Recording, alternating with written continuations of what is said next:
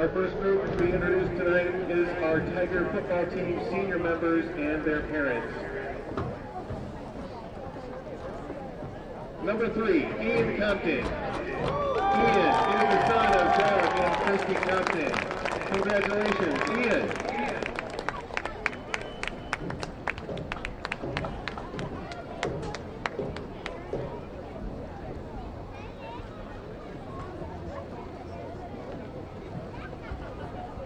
Number 6, Bennett Searins. Bennett is the son of Brandon Searins and Lindsay Schillhauer. Congratulations, Bennett.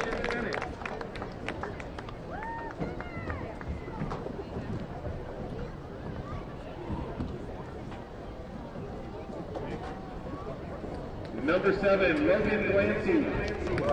Logan is the son of Ron Glancy and Michelle and Chad Hall. Congratulations, Logan.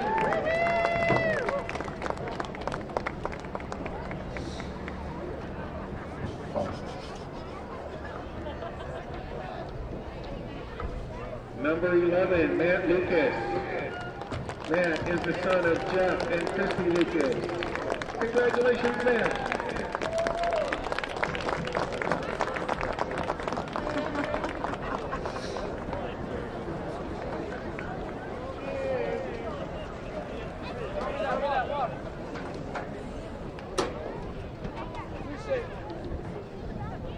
Number 12, Stephen Benavidez.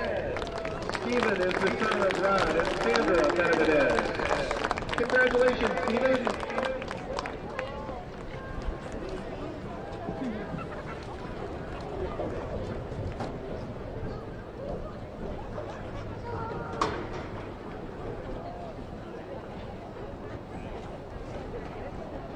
Number 20, Max Taylor.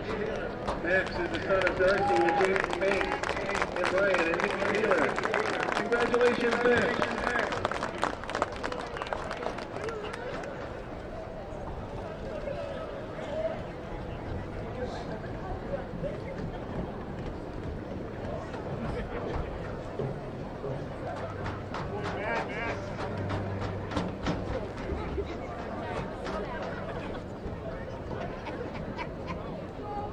Number 58, Drew Hart. Drew is the son of Tyler and Amy Hart. Congratulations, Drew.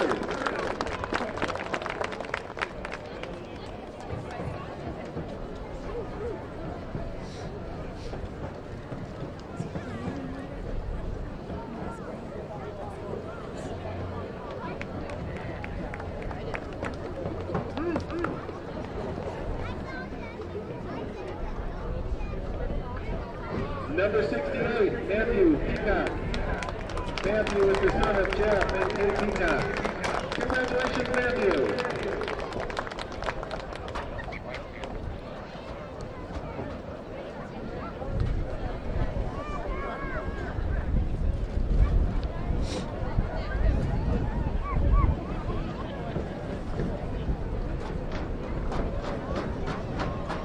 Number 72, Logan Markle. Congratulations, Logan.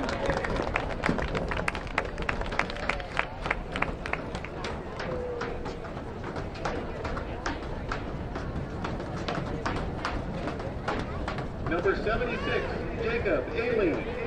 Jacob is the son of Drew P. and Sarah Ailey. Congratulations, Jacob.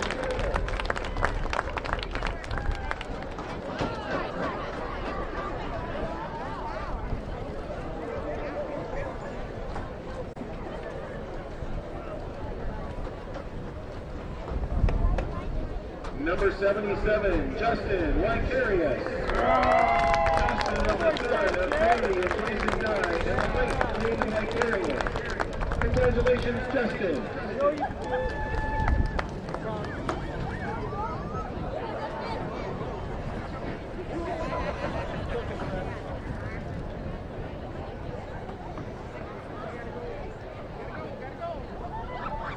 Number 78, Walker Menzel. Walker is the son of Rick and Chris Menzel. Congratulations, Walker.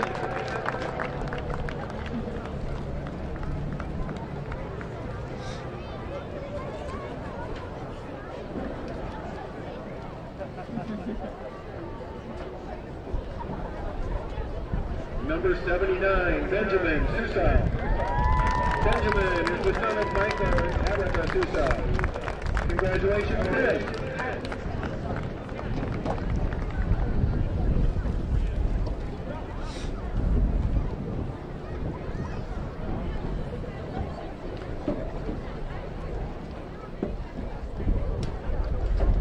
Number 84, Keegan Fogarty. Keegan is the son of Brian Fogarty and Christina Fogarty Birch and Tom Birch. Congratulations, Keegan.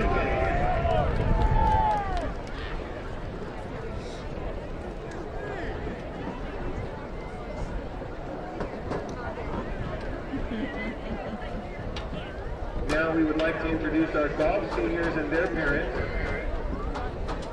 First up, Jack Bauer. Jack is the son of Kevin and Gretchen Bauer. Congratulations, Jack.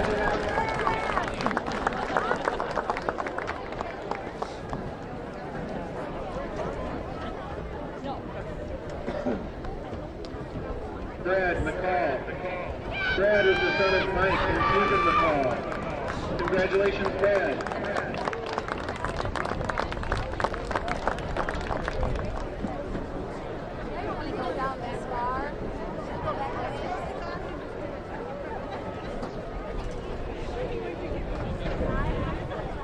Ashton Wilson. Ashton is the daughter of Christopher Wilson and Melissa Beaupre Wilson, and is accompanied tonight by her grandfather, Dr. James Wilson. Congratulations, Ashton.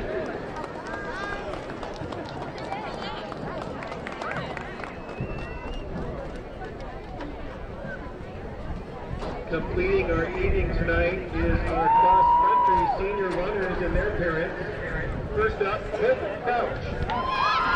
Hope is the daughter of Ryan and Amy Crouch. Congratulations, Hope.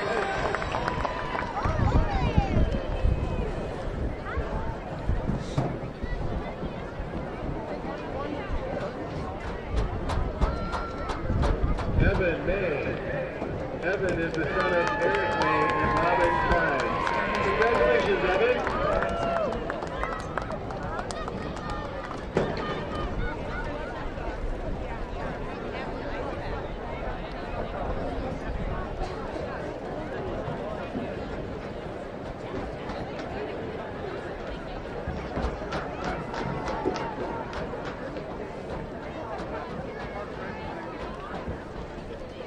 Brevin Michael. Brevin is the son of Clifford Michael and Karen Olson.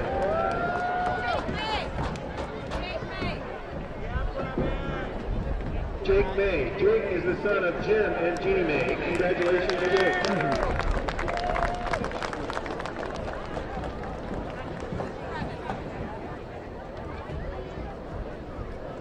Brevin Michael. Brevin is the son of Clifford Michael and Tara Olsen. Congratulations, Brevin.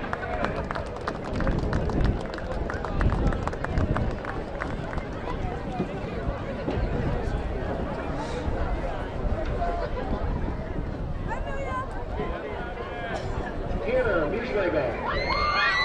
Hannah is the daughter of Jim and John Mischlegel. Congratulations, Hannah.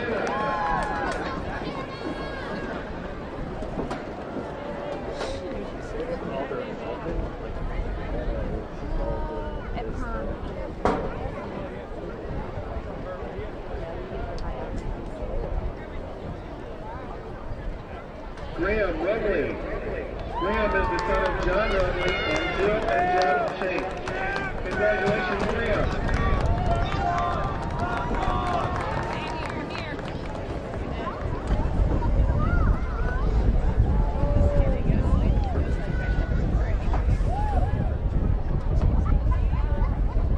Hayden Wagrid. Hayden is the son of Eric and Stacy Wagrid. Congratulations, Hayden.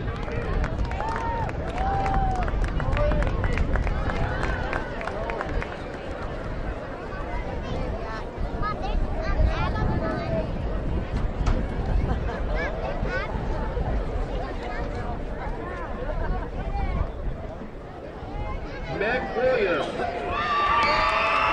Mac is the son of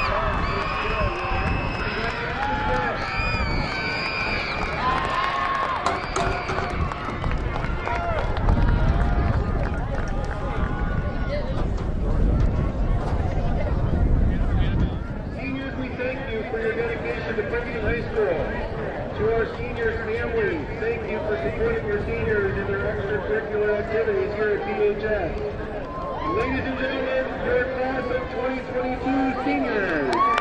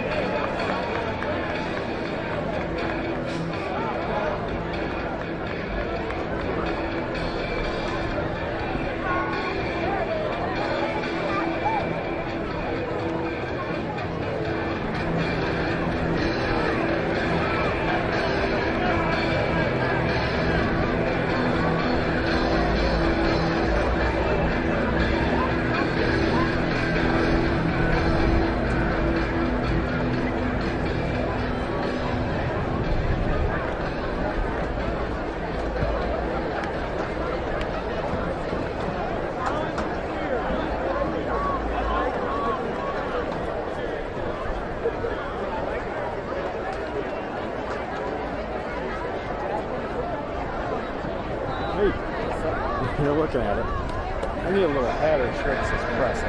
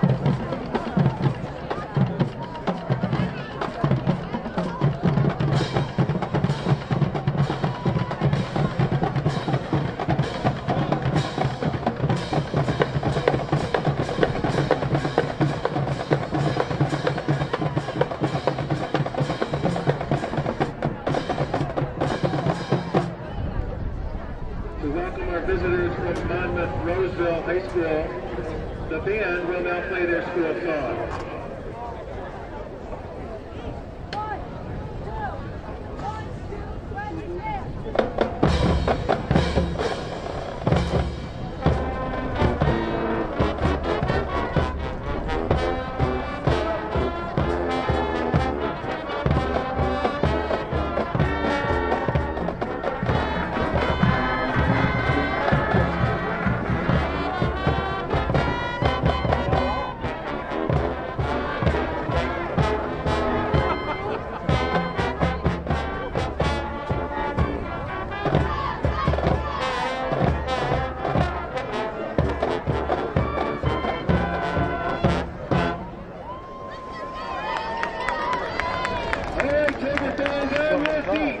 Let's show your blue and white pride as the PHS band plays Princeton Loyalty and our school fight song, Let's Win This Game.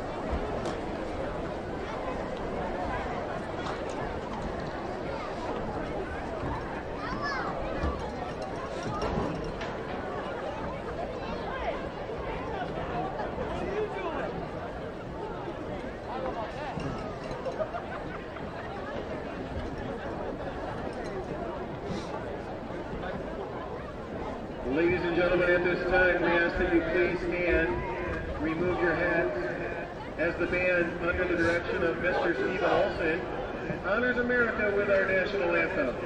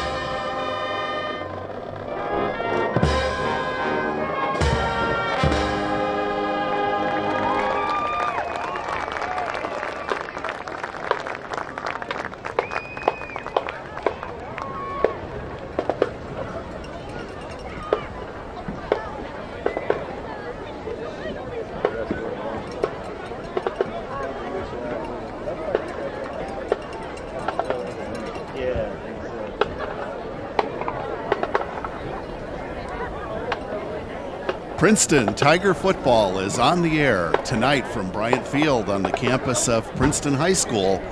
It's the regular season finale as the Tigers take on the Monmouth-Roseville Titans. Thanks so much for tuning in. I'm Norm Vandermoon, and I'll be joined by Princeton basketball coach Jason Smith. Steve Morton, Princeton's technology advisor, is our producer-director, and he is assisted by Brody Anderson and Steve Gray, as our crew is all set to capture these high school football headlines as they are being made. There you can see the Tigers taking the field.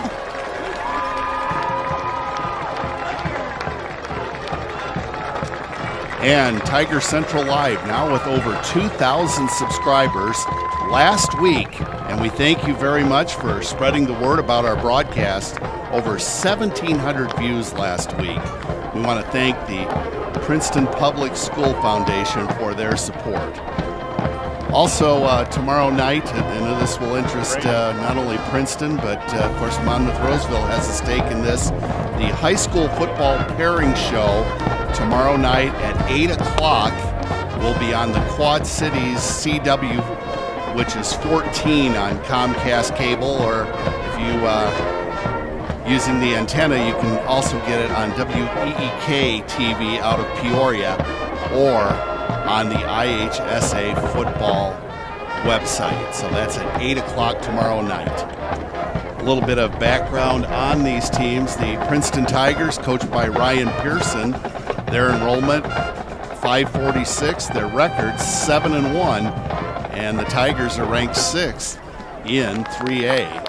Their schedule, they have beaten Rock Ridge 48-7, beat Orion 45-7, beat Hall 56-20, beat Mendota 28-7, lost to Kewanee 49-21, beat Newman 41-0, beat St. Bede 47-20, beat Bureau Valley 49-20. The Tigers have given up 130 points. That's an average of 16 points per game, and they have scored 335 points. That is an average of 42 points per game. As far as stats for the Tigers, passing, Tegan Davis has completed 73 of 134 passes for 1,231 yards and 14 touchdowns. That's a 54% completion rate, and he averages 17 yards per completion. Rushing the football, Tegan Davis leads, and we'll give you more stats in a moment as we are set to get this one underway. Monmouth-Roseville won the toss and elected to defer, so they are going to kick off. It's a cool evening here at Bryant Field, but for week 9, not too bad. And the kickoff is a short kickoff, bounces to around the 20-yard line. And the return for Princeton is by Logan Clancy. And Logan is going to be marked out right around the 24-yard line, where it'll be 1st and 10 for the Tigers.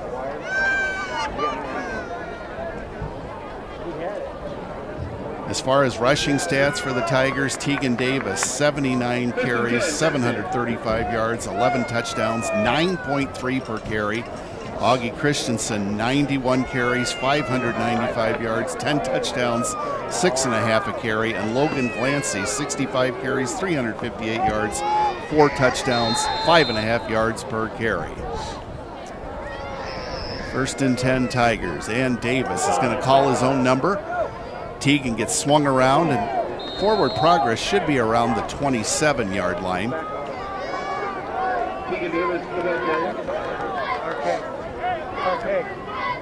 Bring up 2nd down and 7. Gain of 3, 2nd down and 7, Princeton. No huddle for the Tigers.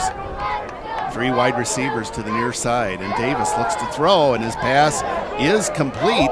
And now the ball is ripped away. At least we'll see if that's what I saw. It should be Monmouth-Roseville ball, and it is. So the pass was complete to Bennett Sirens, but ripped away by the Titans. So a golden opportunity for the visiting Monmouth-Roseville club, as they'll have it 1st and 10 at the Tiger 34. Monmouth Roseville comes in 6-2. They are coached by Jeremy Adelson. Their losses have come to Kewanee and then last week to Erie Prophetstown, in between a 6-game winning streak. And first play of the game for the Titans is a running play. On the carry that time was Derek Chandler. Little or no gain for the Titans. Give them a yard. Make it 2nd down and 9 from the Tiger 33.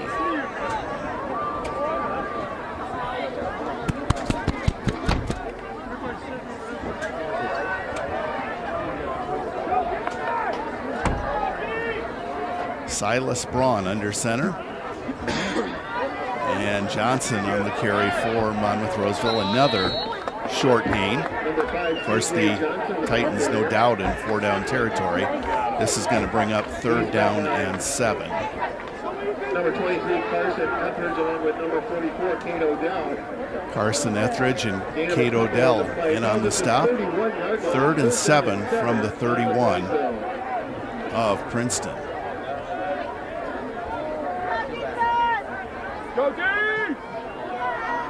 Man in motion as Braun is under center. He's back to throw. He has time. He throws. And we're waiting for the signal. It is incomplete. Pass is incomplete. So 4th down and 7 coming up for the Titans. By number 15, Augie Christensen. Ball remains at the 31-yard line. 4th down, Titan.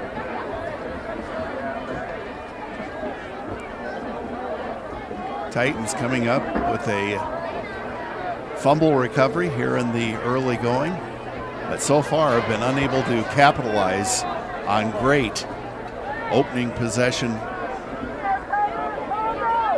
field status. Now back to throw is Braun, and he is being chased. He flips the ball at the last instant, and the Tigers come up with it.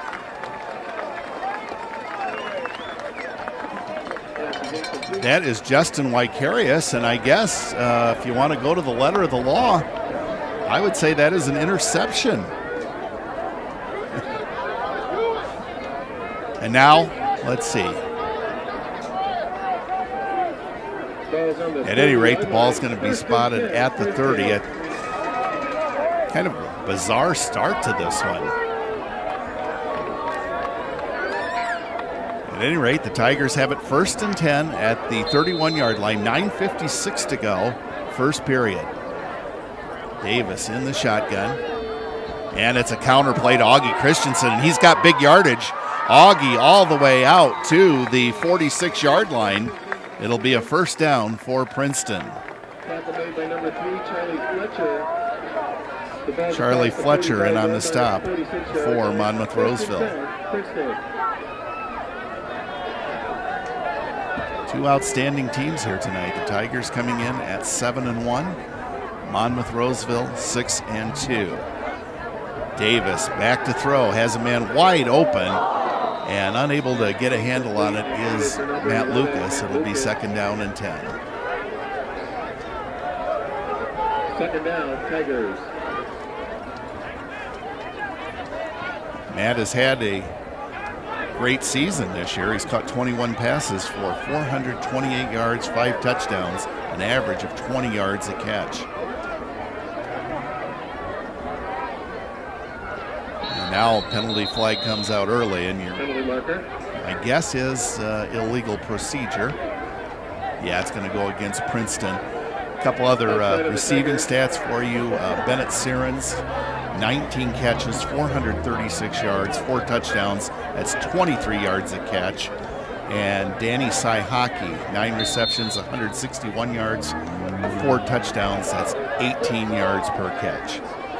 So 2nd and 15 from the 41. Davis looks to throw. He has a man open, and this time the ball is caught. That is Augie Christensen. Beautiful touch on that pass by Tegan Davis. So the Tigers go from 2nd and 15 to 3rd and about 3. 3rd down and 3, Princeton.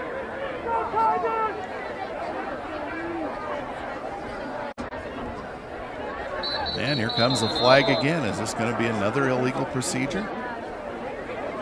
Now they're saying offsides against Princeton.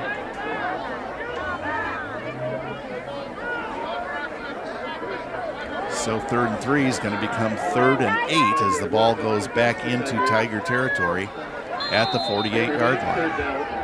Ball's at the 48-yard line. 3rd and 8, Princeton. 3 wide receivers to the far side of the field.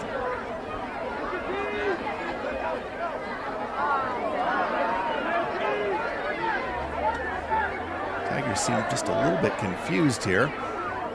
They get the play off in time, and Augie Christensen is hit at the line of scrimmage. Making that tackle was Derek Chandler. And Chandler, the leading tackler for this Monmouth-Roseville team, has 67 tackles on the season, 14 tackles for loss, 2 forced fumbles, and 2 fumble recoveries. Not to mention that he's rushed for 1,137 yards this year, so he is quite the football player. Tigers will have to punt. No score, 8:50 to go. First period. And the kick is away by Matt Lucas. And it's going to be an excellent kick. It goes out of bounds at about the 7-yard line of the Titans.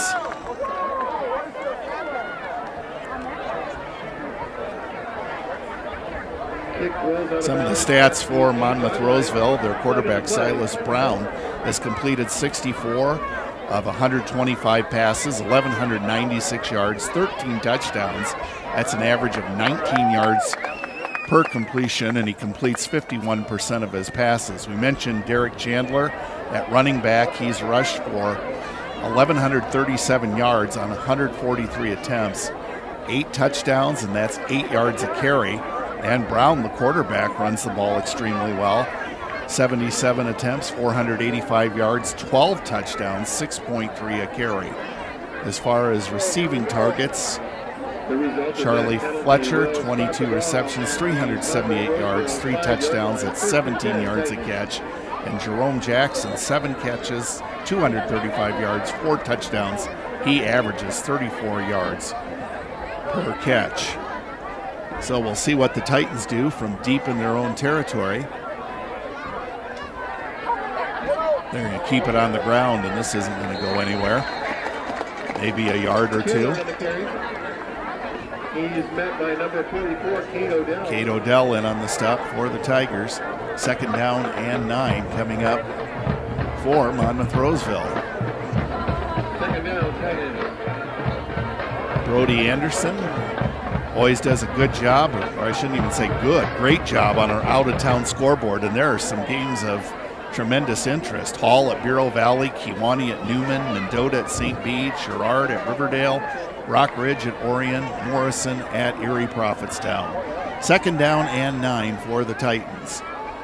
This time, Braun's going to the air and his pass is overthrown. It'll bring up 3rd down and 9. Number 2, Silas Braun, pass is incomplete. Both teams have turned the ball over here in the early going. And the Tigers, right now, the beneficiary of an excellent punt by Matt Lucas that has pinned Monmouth-Roseville deep in their own territory. 3rd and 9 from the 6-yard line of Monmouth-Roseville. 2 wide receivers to the near side of the field. And this time the quarterback is just going to keep it himself. And Braun is not going to get very far. It's going to bring up 4th down in a punting situation for Monmouth-Roseville as Justin Wicarius in on the tackle for Princeton.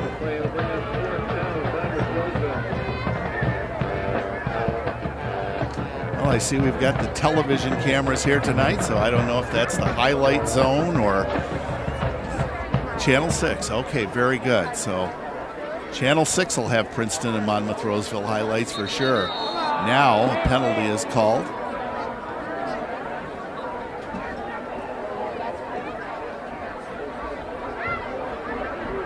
It'll be a 5-yard walk-off. It'll still leave Monmouth-Roseville with 4th down and about 3, and I would guess that they would still punt the ball away. Both of these teams have assured their spot in the playoffs. Here's the punt. It's a low punt, and it's going to take a favorable bounce for the Titans and will die at about the 46-yard line of Princeton. Kick was dead at the 46-yard line. River Tigers will set Princeton 10. Some of the other games taking place tonight. Morrison 2-6 at Erie Prophetstown 6-2. Stark County 1-7 at Princeville 4-4. Anawan Weathersfield 5-3 at Mercer County 5-3. That should be a dandy. In 8-man football, Amboy Lamoille 4-4 at Hebron 2-6. By the way, that's a 101-mile trip. And Brody looked it up before the game. Monmouth Roseville had to travel that far to get to Princeton. Now Augie Christensen on the carry. Look at that acceleration, and Augie is going to be very close to a first down. C.J. Johnson on the tackle for the Titans. It'll bring up 2nd down and short. Augie has had a great season, but he seems to get better every week.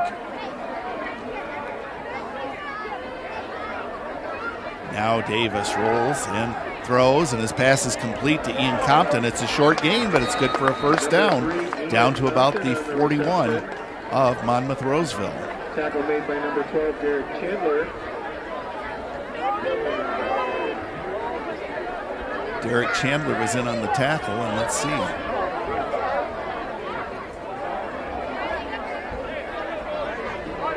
Penalty against the Tigers. So forget about the first down. It will be 2nd down and about 7.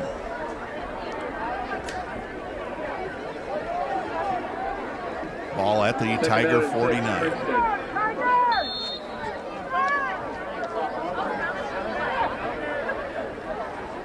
Handoff goes to Augie Christensen, and Christensen charges ahead to the 40-yard line. That'll be a first down for the Tigers. Balls at the 41-yard line. 1st and 10, Tigers. Still no score, 6:20 to go, first period.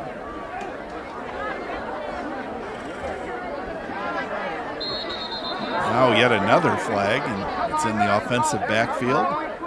Illegal procedure, back it up 5. It'll be 1st and 15 for the Tigers. They'll put the ball at the 46th yard line of Monmouth Roseville. They'll make it 1st down and 15.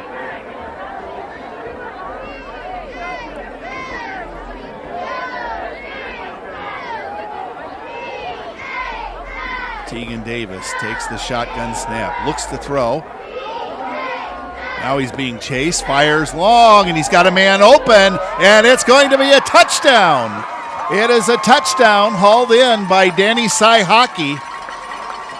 46-yard touchdown pass from Tegan Davis to Danny Sy Hockey. That's $25 At the 5:52 mark of the first period.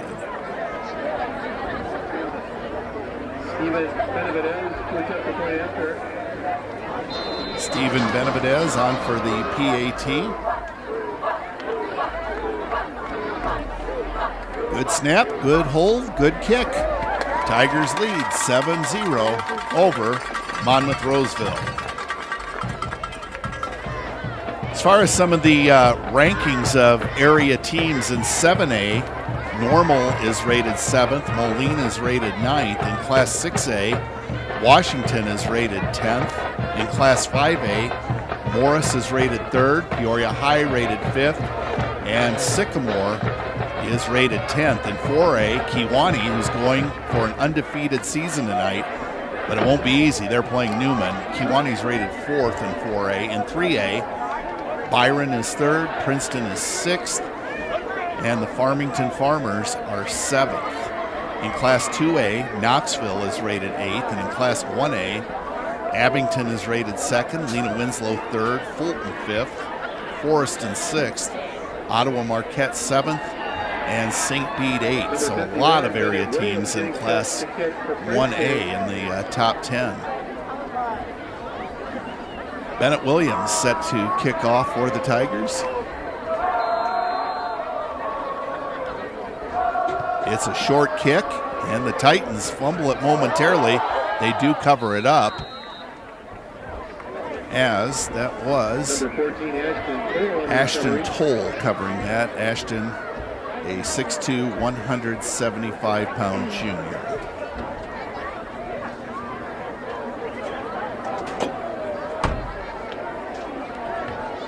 Ball's at the 34-yard line, where the Titans will start 1st and 10. 1st and 10 for the Titans at their own 34-yard line. And on looks the throw, and he's got a man. This is complete. Silas Braun to Charlie Fletcher, big yardage. And the Titans have the ball all the way down to the 23-yard line of Princeton. Got an early score. Morrison has jumped ahead of Erie Prophetstown. Or excuse me, that's Rock Ridge over Orion, 7-0. Thank you, Brody. All right, so 1st and 10 for the Titans. Tigers have the first touchdown of the game, and now it is Monmouth Roseville trying to answer as Derek Chandler with the short gain, and very pleased to be joined by Jason Smith, who has been a road warrior tonight. Sorry about that. No, he was attending his son's senior night at Bureau Valley, which I think is most commendable. And just what a beautiful pass from Teagan to Cy Hockey, huh? Yeah, oh, absolutely. I was watching that as I was coming around the track. Perfect timing. 2nd and 9 for the Titans. Braun throws, and his pass is complete to Fletcher, but not much gain on this one.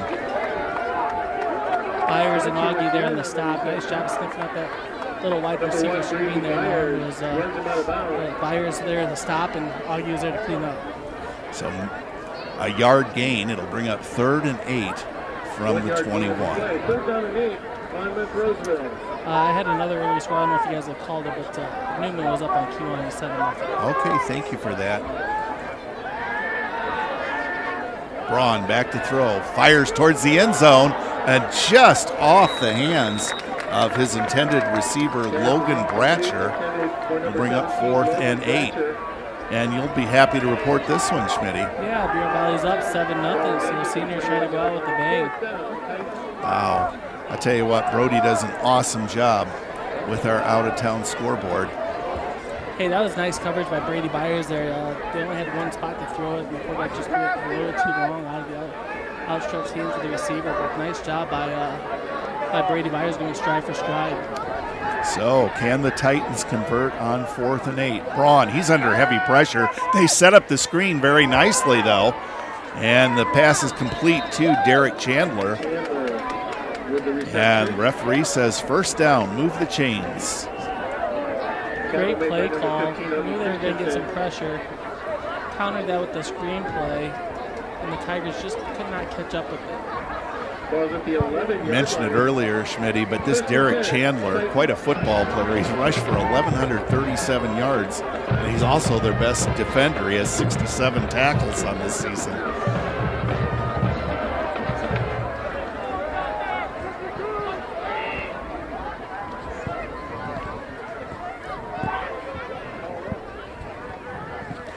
And a fumble, and the Tigers got it. Tigers got it indeed. Cy Hockey there with the nice fumble recovery there, fumble recovery right there, because I'm fumbling my words, and maybe I shouldn't have ran around the track 6 times before I came up here. Maybe that's what it is. I don't know. But at any rate, you've brought us good luck. That is the 2nd turnover for Monmouth Roseville. The Tigers have also had one.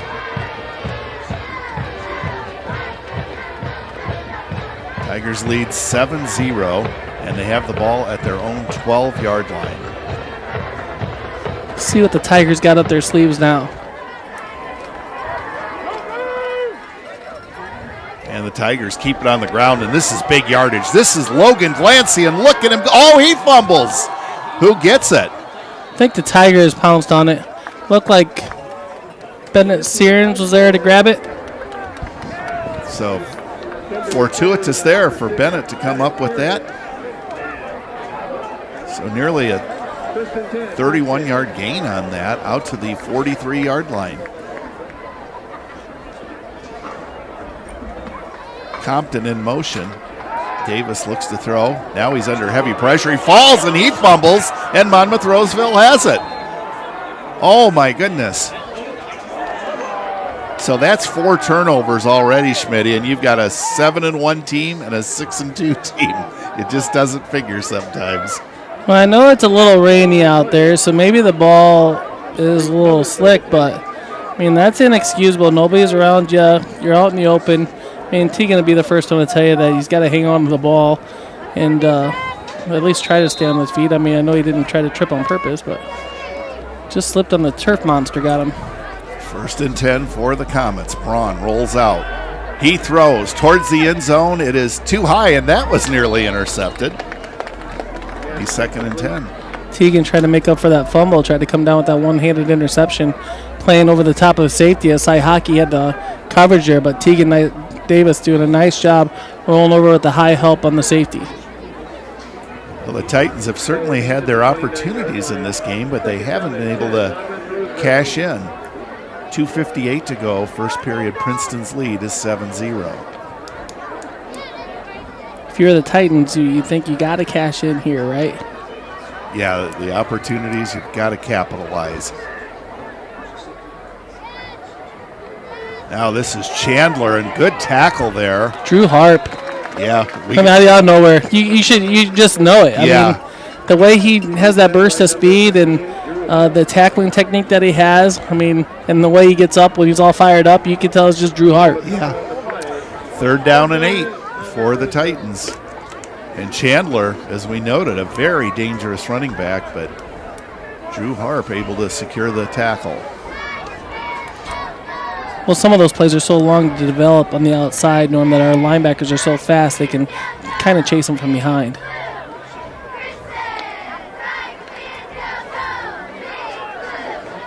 And Johnson gets the carry. And this is going to be for little or nothing, maybe even a slight loss, and it's going to bring up 4th down and 10. Bennett Williams did a nice job there. What happened was they pulled the guard tackle from the weak side, which would have been, near sidelines here if you're watching on TV at home, and they pulled the 2 guards, and Bennett sniffed it, just went down the line, found the running back, and made the nice tackle.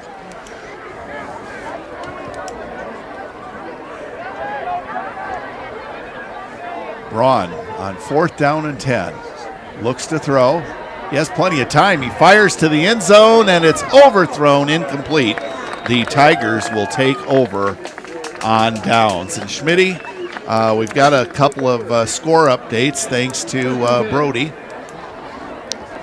Yeah, Bureau Valley's up 7-0 on Hall. Rock Ridge, Orion tied at 7, and Kewanee tied it back up with Newman. That's going to be a good ball game over there in Kewanee there, 7-7. Yeah, thank you, Brody. We'll be watching those scores. There's a lot of, really good games tonight. I'm more offended about people texting me telling me they don't think I can make it around the track 6 times, Norm. Oh, those don't even know. Don't even faith. know. And this time, Augie Christensen, a rare occasion tonight, is stopped for little or no gain. It'll bring up 2nd down. Chandler on the tackle. No gain on the play. 2nd down, Princeton. Yeah, that rain, that mist that's happening on the field off and on, just got that field a little slicker than what the players that think it is. Now Teagan Davis calls his own number, and he's not going to get a whole lot. Forward progress should be to about the 32-yard line as we're nearing the end of the first period, down to about 50 seconds. 3rd and 7. First down and 6, Tigers. Another good game tonight. Mendota 5-3 at St. Bede's 6-2, and Sherrard and Riverdale both 0-8, both looking for their first win.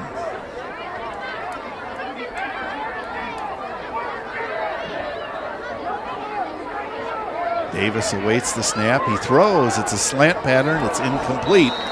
That'll bring up 4th and 6. Didn't think Lucas looked like he was ready for that ball to be thrown to him. Didn't have his hands up, but nonetheless, the ball was thrown to him. Wasn't ready for it. Probably thrown a little off target anyways. And it's 4th down Tigers, and we're punting the ball.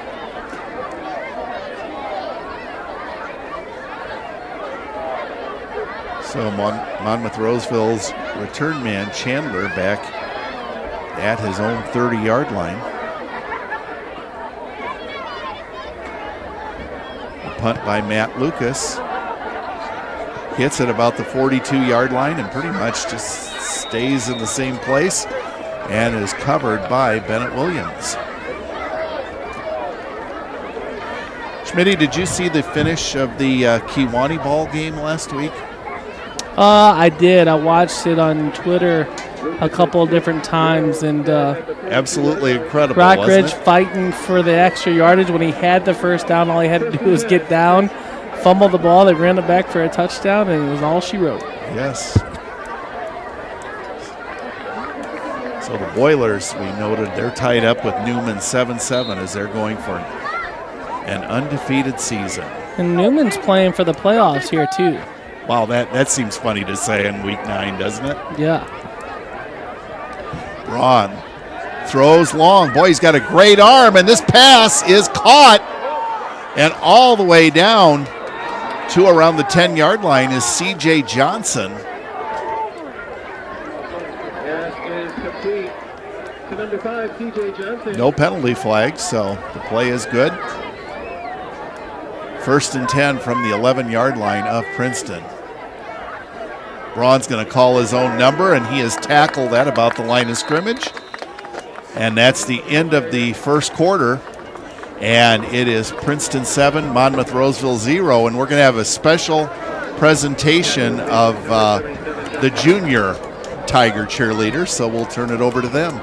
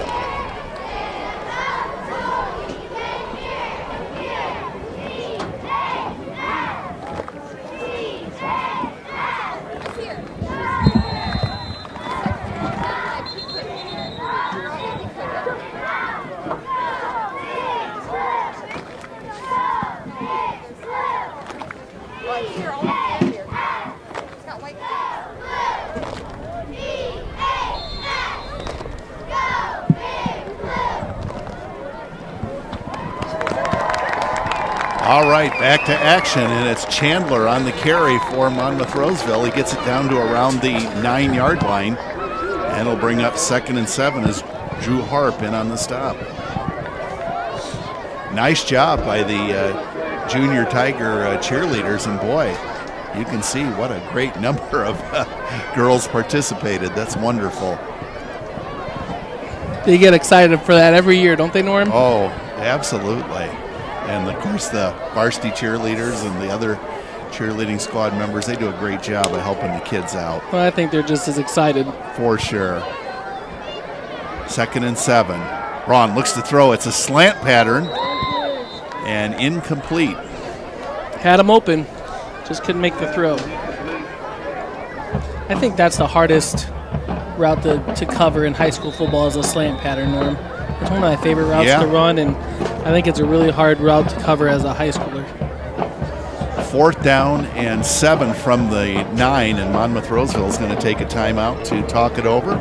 Probably not a bad idea, Schmitty. No, I think they think it's crucial enough in the game or to tie it up or whatnot. Down 7-0, so 4th and 7, you can still get a first down. They're at the 9. Monmouth Roseville radio crew, we appreciate them. They gave us not only a roster list, but some pronunciations if we need them. That's always helpful. Yeah, I appreciate that.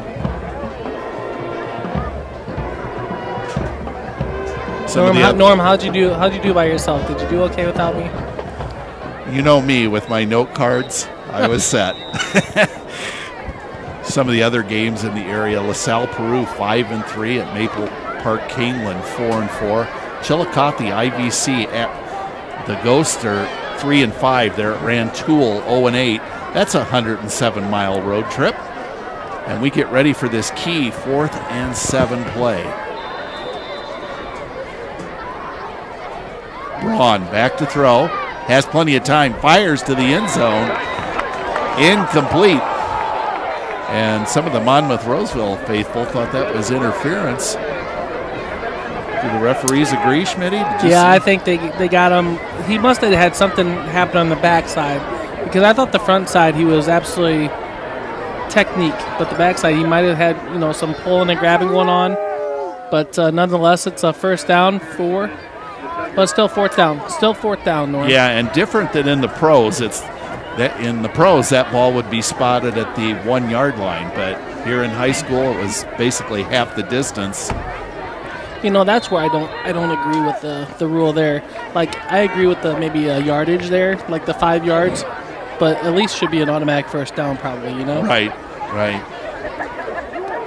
Almost makes, committing the penalty worth it. Yeah, exactly. So even though Ian was mad about the call, it isn't as bad as it could have been. Now the referee's calling for a stoppage in play, and it's another timeout by Monmouth Roseville. Who else you got going on tonight?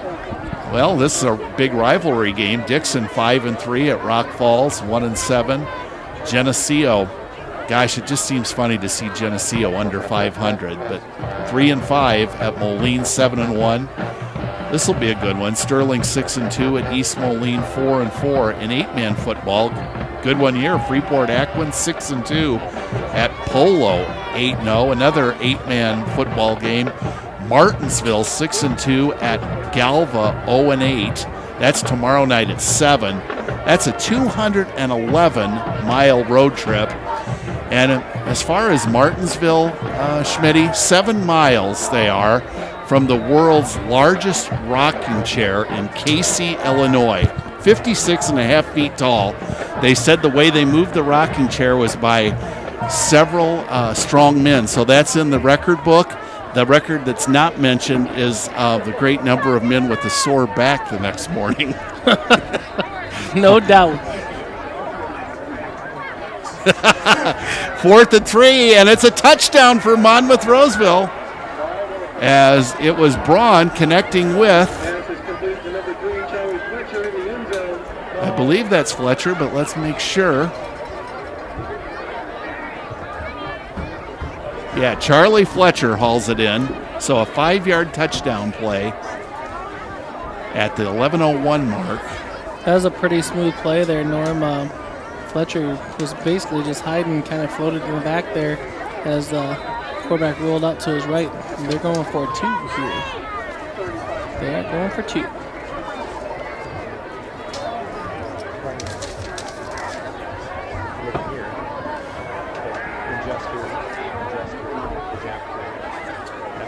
Ron rolls out, fires, and it is good. C.J. Johnson hauling that one in for the 2-point conversion. And the Titans go up 8-7. Sounds like the Titans brought a little fan base with them too, Norm. They hooting and hollering down there at the end of the bleachers. sure have.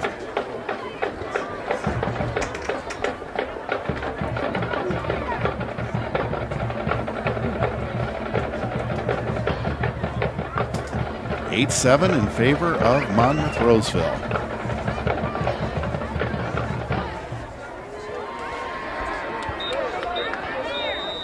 Rock Ridge has moved ahead of Orion 14-7. Thank you, Brody.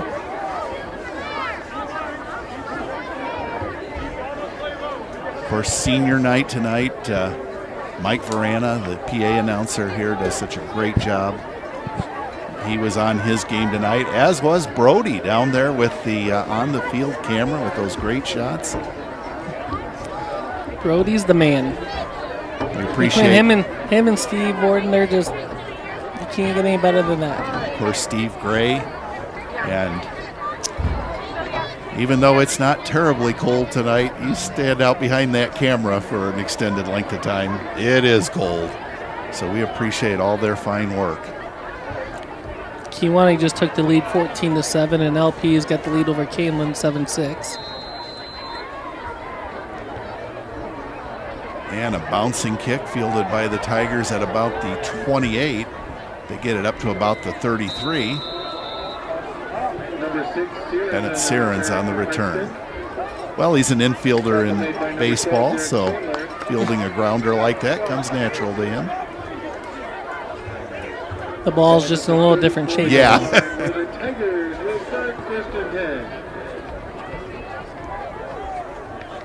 10:53 to go before halftime. Monmouth leads 8-7. This time, Tegan Davis is going to go under center, I formation backfield. And Davis to throw. Throws long, and this one is intercepted. Logan Bratcher picking that one off. 6'3", 235-pound senior. It looked like Bennett had a couple of steps on him. Tegan just underthrew the ball and it got picked off. It was a nice play. And Bratcher, you know, you don't see too many 6'3" cornerbacks in high school football, but sure came in handy for him there. Yeah. Well, now adversity again for the Tigers defense as the Tigers give up yet another turnover. So let's see what the Tigers can do on defense here to stop the Titans. Braun back to throw. He's under pressure. They set up the screen, and it's complete to Chandler, but a good tackle, and this is actually going to go for a loss. Augie Christensen came out of nowhere to make that tackle. Looked like it was going to gain some significant yardage there, Norm, but nonetheless, Augie said, not today, not in our house, and he dropped him back for a yard loss. Yeah, we talk about his skill as a running back, but he's a great defender too. He's one of our best tacklers on our team. I mean, that wrestling background that he brings, it really helps with the tackling aspect as being a linebacker. It's crucial he can tackle as well as he does. 2nd and 11 for the Titans. They lead 8-7, 10 minutes to go before halftime. Now Braun rolls. The ball's loose on the ground. It appears that Monmouth-Roseville did come up with it, but it's going to be a significant loss. You know, I'm not one to question coaches, but I can never understand how you pitch to the short side of the field. Why not ever to the long side of the field? You know how the hash marks are, Norm? Yeah, that's right. What I'm saying, short side, long side, right? And it seems like coaches love, and I'm not just saying Monmouth-Roseville's coaches, but coaches in general loves to pitch on the short side of the field, and I don't understand why. Yeah, it's because you don't have very much room. Yeah, that sideline becomes an extra defender, so to speak. So 3rd and 16 from the 25. But so far, this man, Silas Braun, he's shown that he is very adept as a passer. He fires, and as I say that, it is intercepted by the Tigers. And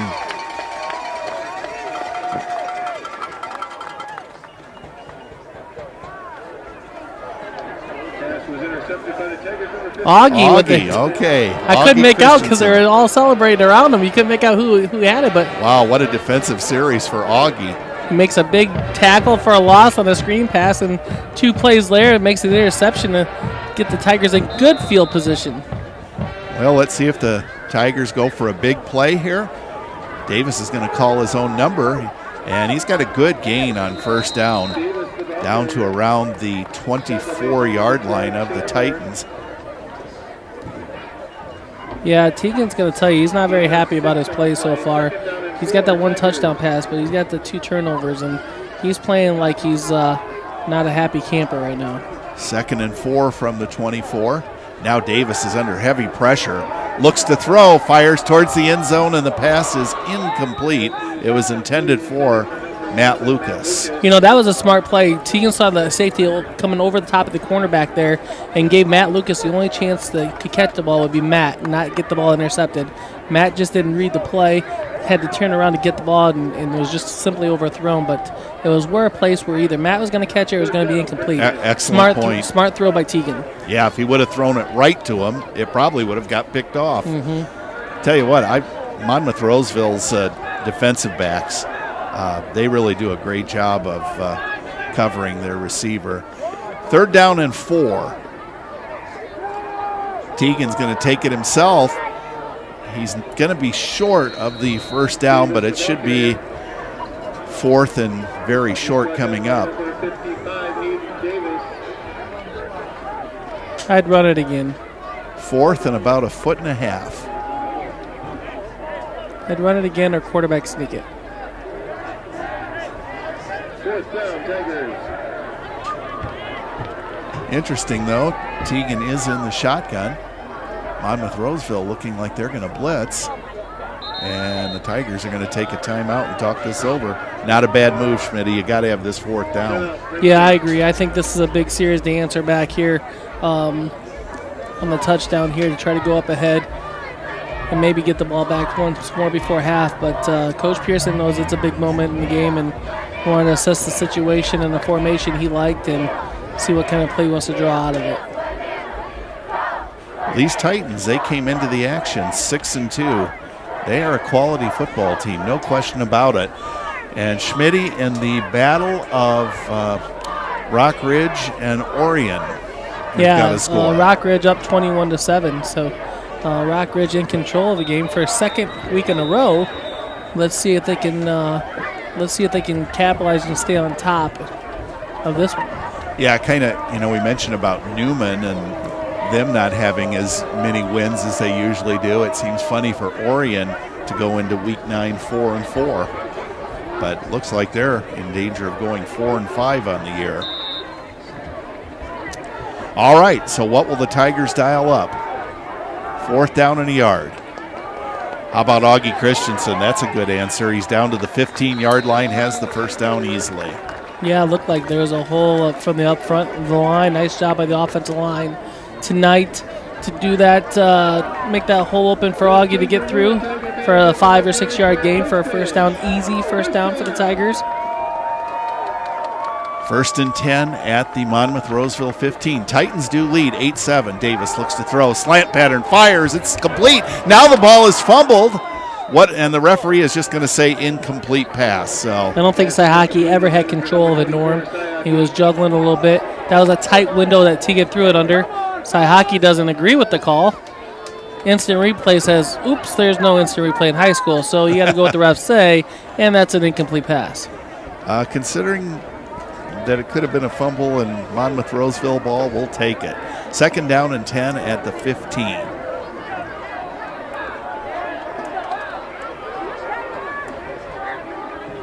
Tigers have 2 wide receivers to each side of the field.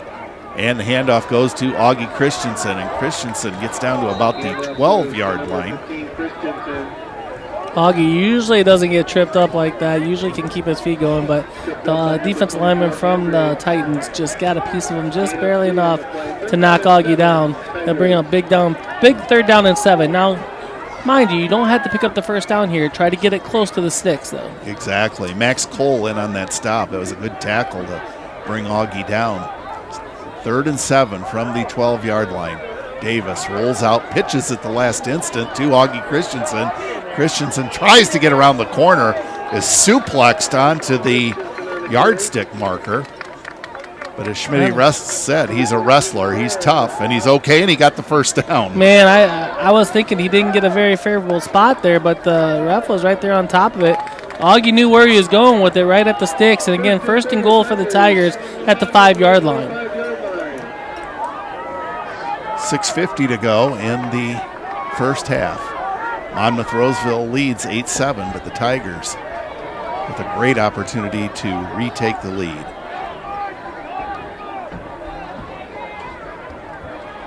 And the handoff goes to Augie Christensen, and not much happening there. Christensen on the carry. Maybe a yard, maybe no gain. See where they spot it. Yeah, give them 1. Second down and goal from the 4. I don't mind that call, Norm. I mean, you No. can set so many things up off of that. Sure. Whether you can set a bootleg up, you can keep the ball. I don't mind that call at all. This time Davis is going to go from the shotgun, and Teagan's going to call his own number, and he is dragged down at the 5-yard line as Eddie Esparza in on the tackle. Orion heard us talk, and they've closed that gap. It's now Rockridge 21, Orion 14. Thanks, Brody. Yeah, that's a big rivalry game. Nonetheless, we got a big 3rd down and 5 right here coming Absolutely. up for the Tigers. Actually, 3rd and goal, I should say, from the 5. Davis in the shotgun. Now a man in motion. Teagan's going to call his own number, and it is a touchdown. Teagan Davis from 5 yards out puts the Tigers up 13-8. Yeah, it was one of those pass or RPOs, and Teagan kept the ball, went off tackle, probably got hit about within 2 yards and plowed his way forward for 3 more yards for the touchdown. Big touchdown run for Teagan Davis to put the Tigers back up 13-8, pending this extra point that Benefit does. The snap is good, the hold is good, and so is the kick. And Princeton leads 14-8 over Monmouth Roseville. Tigers needed that one, Norm. They sure did. To get that good field position, you just got to capitalize. Tell you what, though, Monmouth Roseville, they've got a good team. Yeah, absolutely. I mean, the Tigers knew that going into it. I talked to the coaching staff last night. They were really worried about their offense against them, how they spread out the field, and they could run the ball as well as throw the ball. And they were worried about their size up front. So, it's a great test going into week 1 of the playoffs. Great point. It really is. I mean, this team, they can throw the ball well, they rush the ball well, they tackle well, so nothing's going to come easy.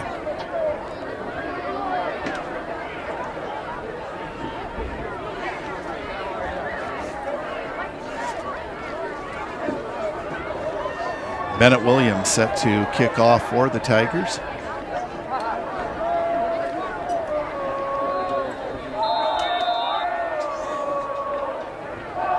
And it's a high kick that the Titans field, well, unsuccessfully at about their 24-yard line. They managed to cover it up, where it'll be 1st and 10 for Monmouth Roseville. C.J. Johnson finally wound up covering that ball up, and the Titans will take possession from the 24.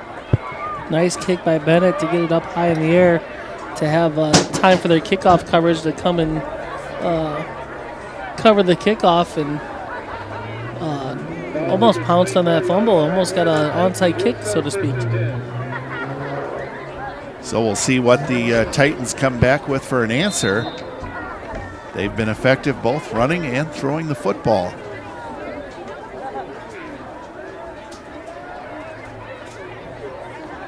Silas Braun back to throw. He's got plenty of time. And Braun is going to tuck and run. And he gets to the 30-yard line, where Drew Harp makes the tackle. He's brought down by number 58, Drew Hart. That could have been a lot worse than what it was. It was what could have been like a probably 20-yard gain. It was only a 6 to 7-yard gain. So nice job by Drew to come up and clean up pretty quickly on that play. Stormer having a good night, Schmitty. Yeah, BV up on Hall 14-0. Talk to them guys over there, and they thought that was a football game they could win too. So, 2nd down and 4 for the Titans. They're going to try to run up the middle, and Drew Harp, among others, says, oh, no, you don't.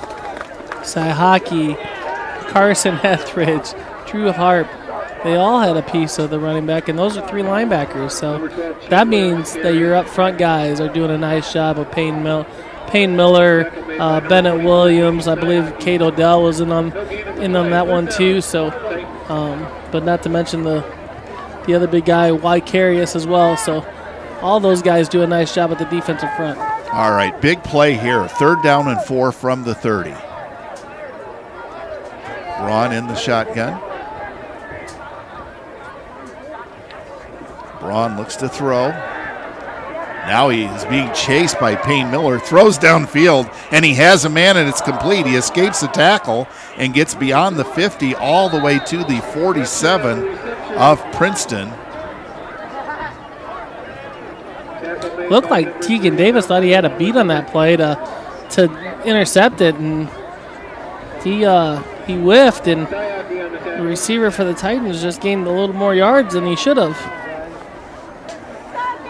So 1st and 10 for Monmouth Roseville at the 47. 3:40 and counting before halftime.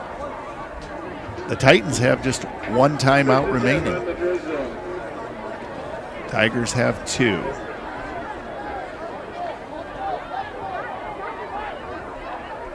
Braun in the shotgun. He fires. It's a slant pattern. It's tipped in the air and nearly intercepted by Logan Glancy. Try to throw in that tight window as Bennett Syrians had the coverage, and Glancy almost got the tip ball there. Great coverage by Syrians. Nice rotation over by Glancy. Just couldn't come up with that tip ball. 2nd down and 10 from the Tiger 47. Princeton leads 14-8. I do like the way Braun throws the ball and he runs the ball. He's a nice quarterback. Very impressive. 6 foot, 190-pound junior is Braun. Now he's being chased by Augie Christensen. He throws, and it's incomplete. And Braun's been able to outrun a lot of linemen, but he's not going to outrun Augie. Yeah, that was a nice job by Augie and Carson both there to chase Braun down, and I think they clipped him right as he was throwing the ball, because I don't think he normally throws that ball that short if he doesn't get hit. No, absolutely not. Wouldn't be surprised that the Tigers maybe come with some more of that later on in the game, because he's very fast. Here's an interesting scenario. If the Titans chose to run the ball and the Tigers stop him for minimal gain, do you call a timeout if you're Coach Pearson? That's the question. Does he save time to try to get the ball back for his offense to score a chance to score another touchdown? It's a great point. We'll see what happens.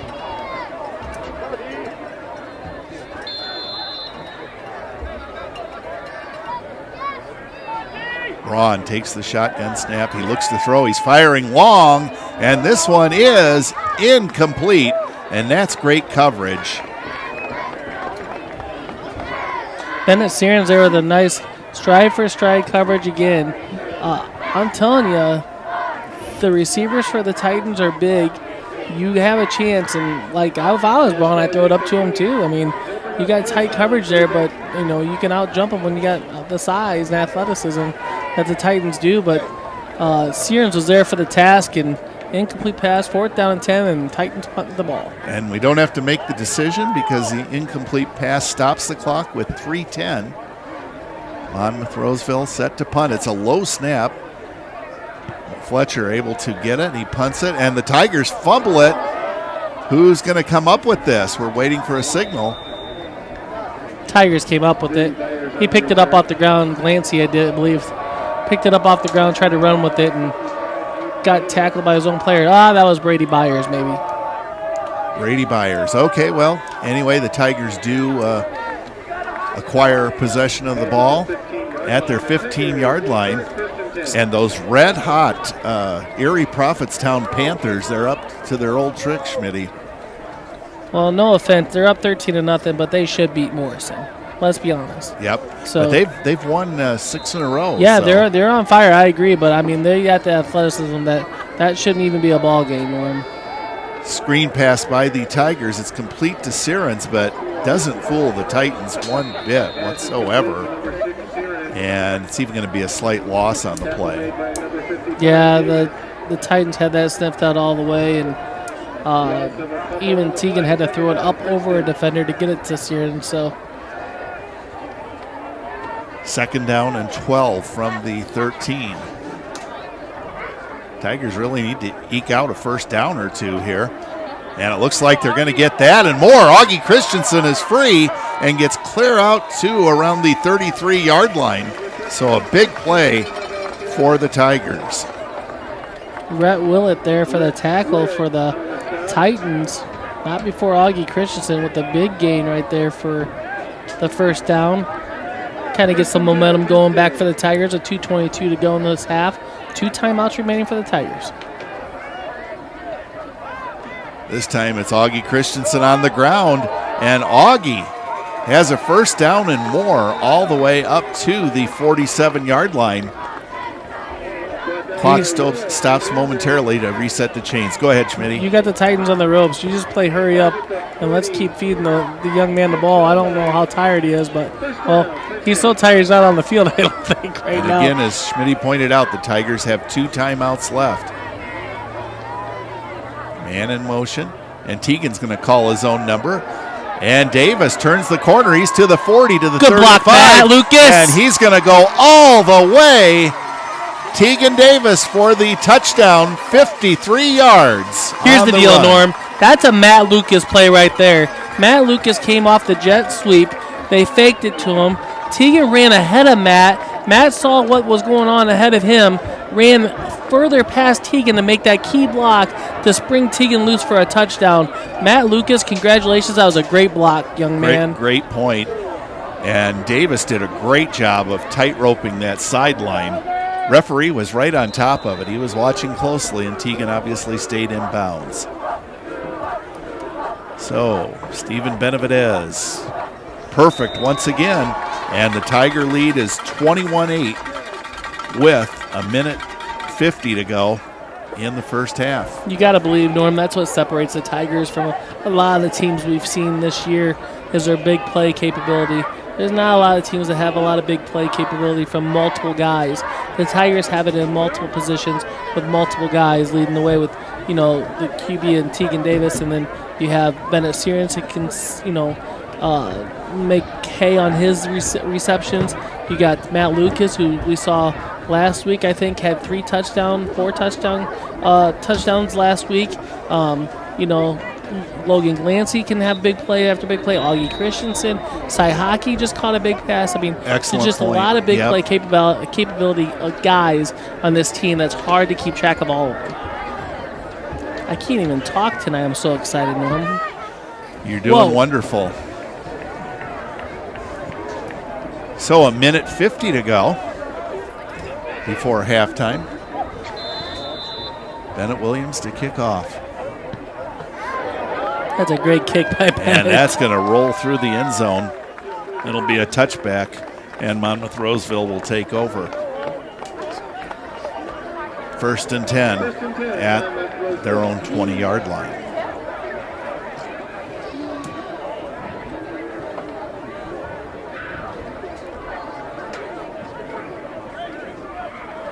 So let's see what the Titans are going to do here. I mean, they got big play capabilities as well.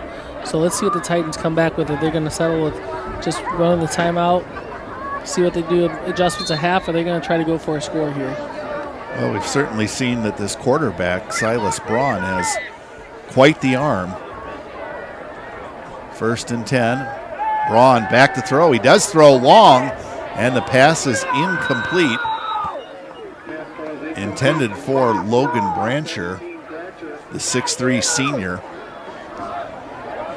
Yeah, Brancher, it seems like he's one of his go-to targets. He likes to throw it up to the big guy, and he can run too. This is where Logan Glancy and Teagan Davis got to be smart on the safety end of it. Don't let anything behind you.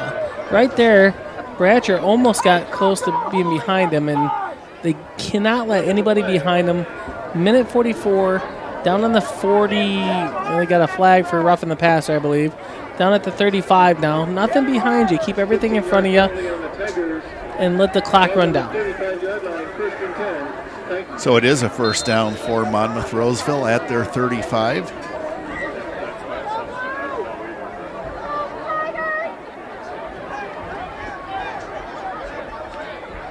Braun rolls to the far side of the field, throws, and this one is complete.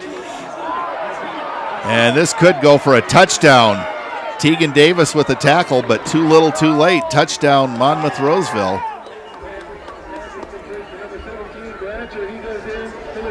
Trying to pick up that number. Is that Chandler that hauled that in for the Titans?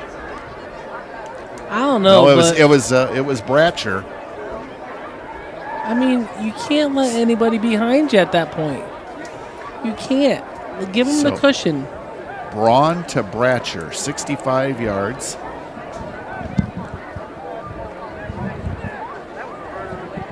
At 1:32. Boy, we're scoring like it's basketball here. 18 seconds between scores. I guess that answered my question what the Titans are going to do. They were going to go for it, weren't they, Norm? Yeah, for sure. Well, we knew Braun was dangerous with that arm, and they're going to go for two here. 21-14, Princeton leads.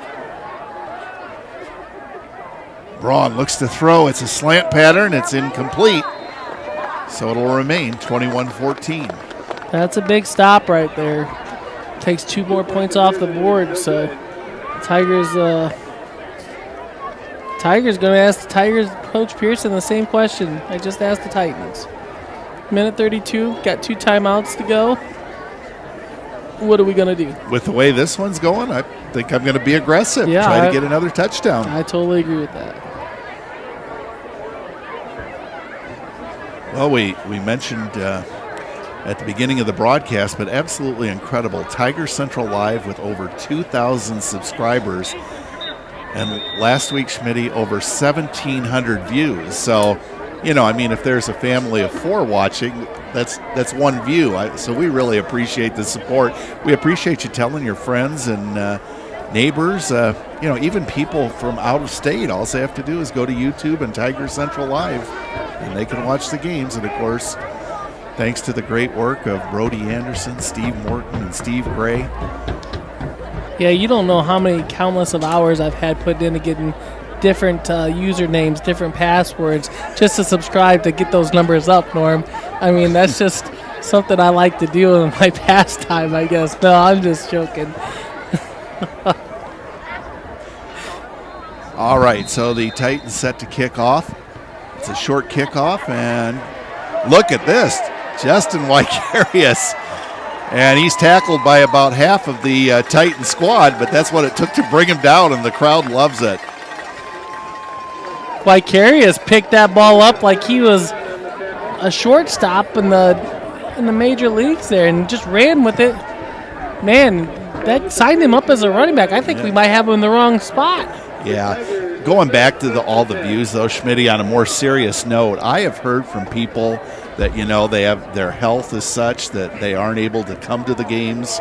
And, they in many cases, their grandchildren they're watching. They really appreciate it. And, of course, we really appreciate them tuning in. I know I have a blast doing it, Norm. It's fun, and I like talking about the game of football, so it's fun for me to do it. So and I just appreciate everybody. I just appreciate everybody asking me to help out.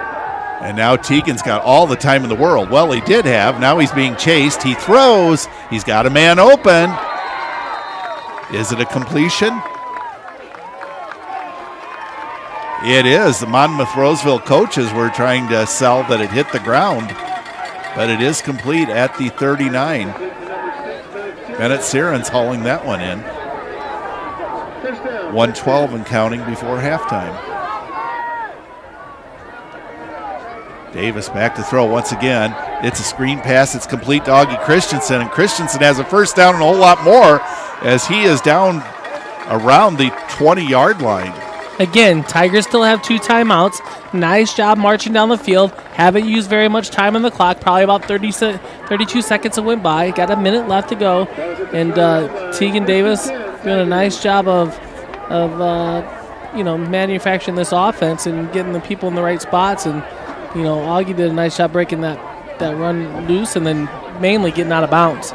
So nice job by Augie Christensen there. 1st and 10 from the 20. Again, 59 seconds to go before halftime. And the Tigers keep it on the ground. That's Ian Compton. And Compton gets down to around the 10. Should be enough for a first down, bring it 1st and goal. Yep, you're exactly right. Referee says move those chains. So the clock stops just for a minute or until they can get the chains reset. And are the Tigers going to take a timeout? No, Titans. Monmouth Roseville. They'll use their final timeout. Well, I mean, Coach Pearson probably loves that. 48 seconds to go. He still has 2 timeouts. Monmouth Roseville has 0. Seems like the Tigers got the Titans on the ropes a little bit. Say that 3 times real fast. Yeah. I can remember when Spencer Davis was coaching the Storm, though. If the defense was getting eaten up, he'd take a timeout and talk to the defense. Not a bad move by Coach Adolfson. Well, I'm not saying that, but I'm saying at that time and situation, it kind of helps us. It helps us because of the clock. I mean, he's stopping the clock for us. So I'm not saying it's a bad timeout. I'm just saying it helps us. Boy, great action here tonight at Bryant Field. 7-1 Princeton, 6-2 Monmouth Roseville. Playoff pairings announced tomorrow night at 8 o'clock on the Quad City CW. That's 14 on Comcast Cable. You can get it on Channel 25 out of Peoria, WEEK, and also on the IHSA website. But you don't need to bother looking at 7:30. They don't let it loose early. Davis throws to the end zone. He's got a man wide open, and it's a touchdown. Hauling that one in is Danny Cy Hockey from 10 yards out. Cy Hockey's 2nd touchdown of the game, I believe, Norm. I don't have the stats in front of me. It came in late, but sorry about that, folks. No. But it's a staple play that the Tigers love to do. Cy Hockey comes from clear across the other side of the field, and Tegan looks to the right and waits for Cy Hockey to develop to the left and sees him out of the corner of his eye, and just a nice, easy throw over there for a nice little touchdown. So, Stephen Benavidez on for the kick. And it is good, 28-14 in favor of Princeton. But there's 42 seconds left. With the way this one's been going, who's to say Monmouth Roseville won't answer? I'm just asking my D-backs, please keep everything in front of you. Please bail out as far as you can. Keep everything in front of you. That's all you got to do here. But I know it's easier said than done. I mean, I was just an dumb offensive lineman that didn't know much about defense anyways. So that's just who I was. Speaking of offensive linemen, a friend of mine who used to play for the Wynette Eagles, I won't say his name, but you remember the Shirts boys from Tiscoa? Oh, yeah. They're about 6'6". I said, and this guy wasn't very big. I said, how'd you block him? He goes, I used the lookout block. I said, what's the lookout block? He goes, as soon as the center hiked the ball, I turned to the quarterback and said, look out. Yeah. So here's Bennett Williams' kick, and the Titans will return it from the 10-yard line. It's a straight-ahead return and gets out to about the 32-yard line, as that was Derek Chandler on the return. Ace Christensen, Augie's brother there at the tackle. I don't think he meant to tackle right there, but he picked up the tackle nonetheless. Titans are out of timeouts, so that's a big factor. 36 seconds to go in the half. I didn't think we were going to go through the broadcast listening about a Wynette Eagles story, Norm. That's pretty impressive. It's my alma mater. The purple and white. That's right. Braun back to throw, fires over the middle. Pass is incomplete. It was intended for Derek Chandler. Side hockey there on the coverage, but again, you see the safeties bailing back. So nice job by them.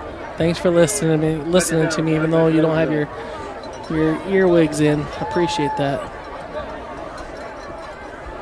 2nd down and 10 from the 33, 29 seconds left. Tigers have 2 timeouts, but the Titans, they have none.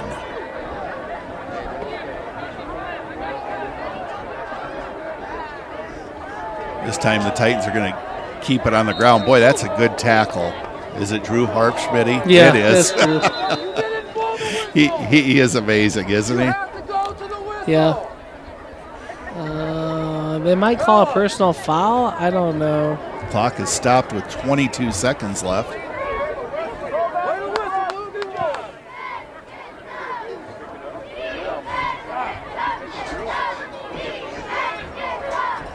Well, you're exactly right. So they'll mark off 15.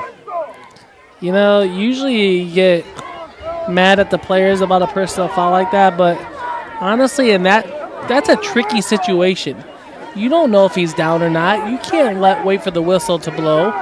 You know, that's just, I think you just got to keep the flag in your pocket on that one. Referees having to talk things over. And things are looking better for the Boilers. 17-7, their lead over Newman. Thank you, Brody.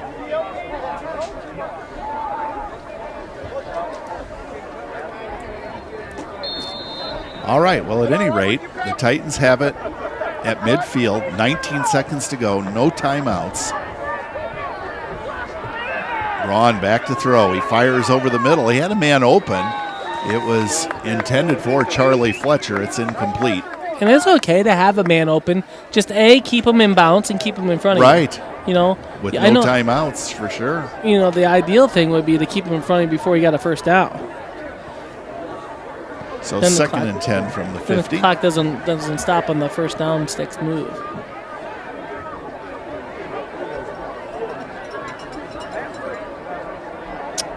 Looks like the Storm just returned a kickoff for a touchdown. So they're up 20-0 over the Hall Red Devils. Great performance by the Storm. Now Braun fires over the middle. The pass is tipped. It's incomplete. Once again, going for Charlie Fletcher. Side hockey there on the coverage there. Almost coming up with the INT. The Sterling Warriors up over UT 21-7, Norm. And we know from basketball, UT, they've got a lot of outstanding athletes. So that's who we open up with. Really? Wow. Over in the Geneseo tournament. Get your tickets and get them early. That'll be a great one. I hope so. Go Blue, shut him down! 3rd down and 10 from the 50, but the big stat, 8.8 seconds left in the half. Braun fires. He's got a man open. It's Charlie Fletcher, and by the time Charlie gets tackled, that's going to end the first half. So 28-14 is Princeton's lead. And Schmitty, an impressive first half for the Tigers. Yeah, absolutely. I mean, I missed the first half of the first quarter. So who does get the ball to start out with? Let's see. Monmouth Roseville, I believe they deferred, so I think the Titans will get it. Okay, so they'll get the ball back in the second half. But yeah, what a ball game so far. And I totally agree. Seesaw battle. Tigers got a 2-score advantage. Let's see if they can take advantage of that going into the second half. All right. We're going to, of course, cover the band and the Palms, and then Hannah Muschlegel will join us as a halftime guest following those 2 events. So the band and the Palms.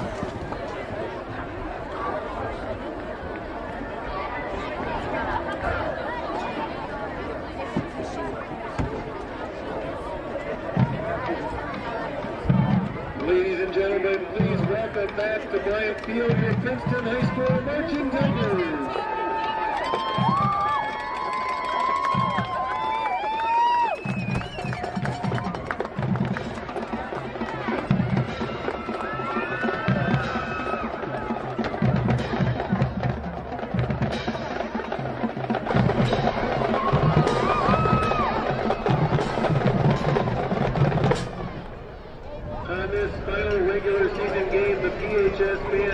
to recognize our senior members, Courtney Atkinson, Dean Chanson, Rick Crouch, Ashton Davis, Jack Davis, Maya Garten, Trent Goodale, Andrew Insland, Riley Jansen, Rachel Kirkpatrick, Evan May, Rochelle Newberry, Reed Orwig, Dominic Shalacy, Victoria Segerstrom, Mary Underwood, Matt Williams, and Morgan Wood. Thank you.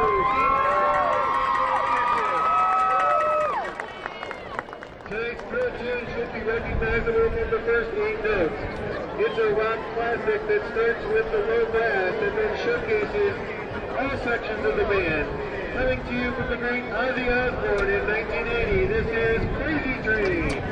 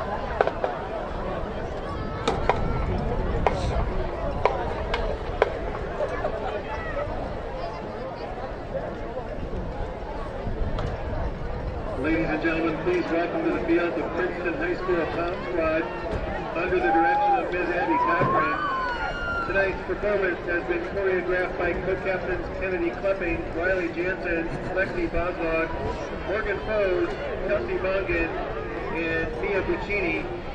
The Poms honor their senior members tonight: Courtney Atkinson, Libby Boyles, Rick Crouch, Maggie Davis, Riley Jansen, Kennedy Klepping, Hannah Buschnagel, Mary Underwood, and Aubrey Vogel. Tonight's prom routine brings us to the present day. We are very proud of our students and the resilience they've shown through the past year, and we think this song expresses exactly how they should feel. Sung by Demi Lovato in 2015, we ask, what's wrong with being confident?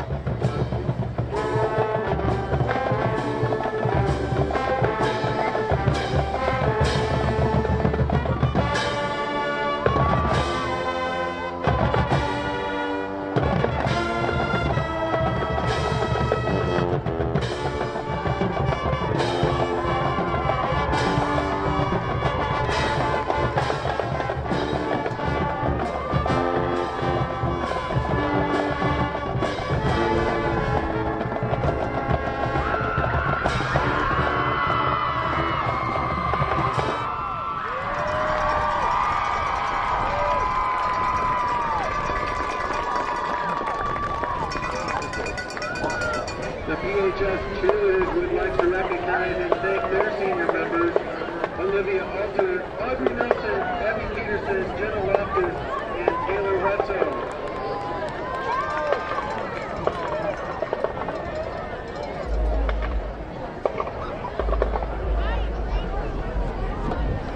And we're back at halftime. Princeton leading Monmouth Roseville 28-14, and now here's Brody with the out-of-town scoreboard. Thank you, Norm. I appreciate it. Looking at some out-of-town scores in the Three Rivers Conference right now.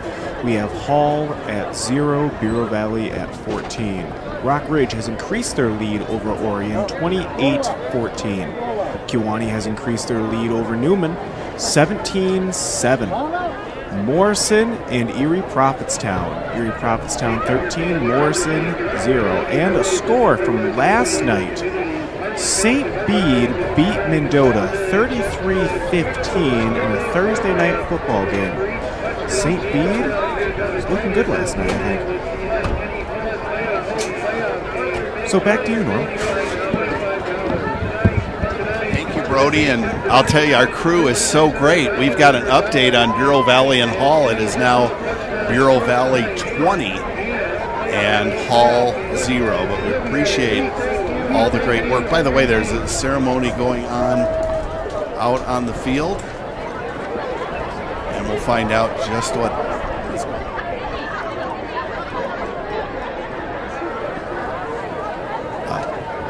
We're going to have a halftime guest coming up momentarily, as Hannah Muschlegel will be joining us. 28-14 as far as the scoring in this game. Tigers got on the board first, 5:52 to go first quarter. Davis to Cy Hockey, a 46-yard touchdown pass. Benavidez with the kick, 7-0 Princeton. Monmouth Roseville countered with Braun passing to Chandler for a touchdown, 2-point conversion for the Titans, and it was 8-7 Monmouth Roseville. Tigers bounce back, 5:37 to go before halftime. Tegan Davis, 5-yard run. Kick was good, 14-8. And then Davis with a 53-yard run. And Benavidez 3 for 3 on kicks at that point, 21-8 Princeton. It was Braun to Bratcher, a 65-yard touchdown pass. 2-point conversion failed, 21-14 Princeton over Monmouth Roseville. And then the final score with just 42 seconds to go in the half. Danny Cy Hockey, a 10-yard pass from Tegan Davis. Stephen Benavidez with the successful point after touchdown, and that takes us to our halftime score of 28-14.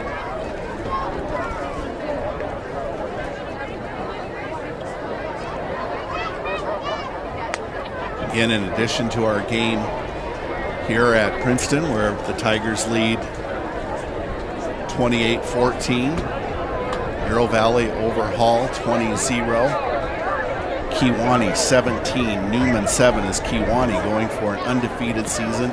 Erie Prophetstown up over Morrison by a score of 13-0, and as Brody noted, St. Bede with a win over Mendota. So the Bruins finish at 7-2 as they beat Mendota by a score of 33-15.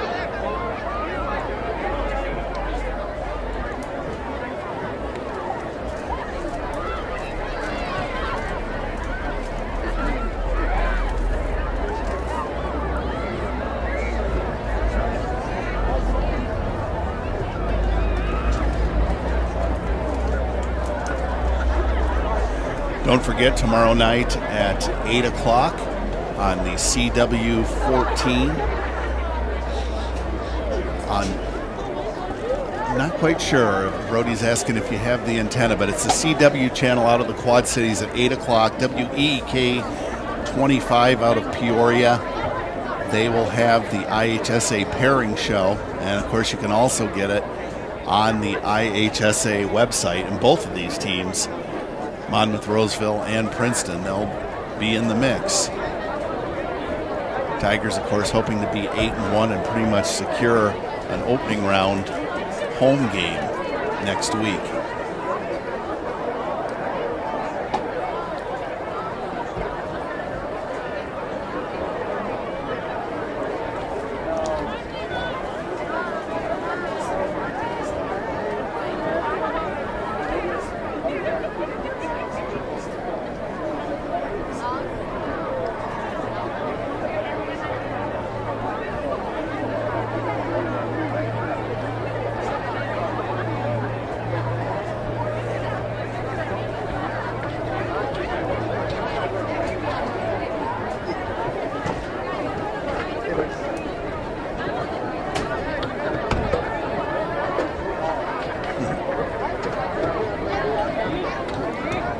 Some of the other games out of conference that are taking place: Stark County 1-7 at Princeville 4-4, Anawan Weathersfield 5-3 at Mercer County 5-3, and 8-man football Amboy Lamoille 4-4 at Hebron 2-6, LaSalle Peru 5-3 at Maple Park Canelan 4-4, Chillicothe IVC 3-5 at Rantoul 0-8. That's a long road trip, 107 miles.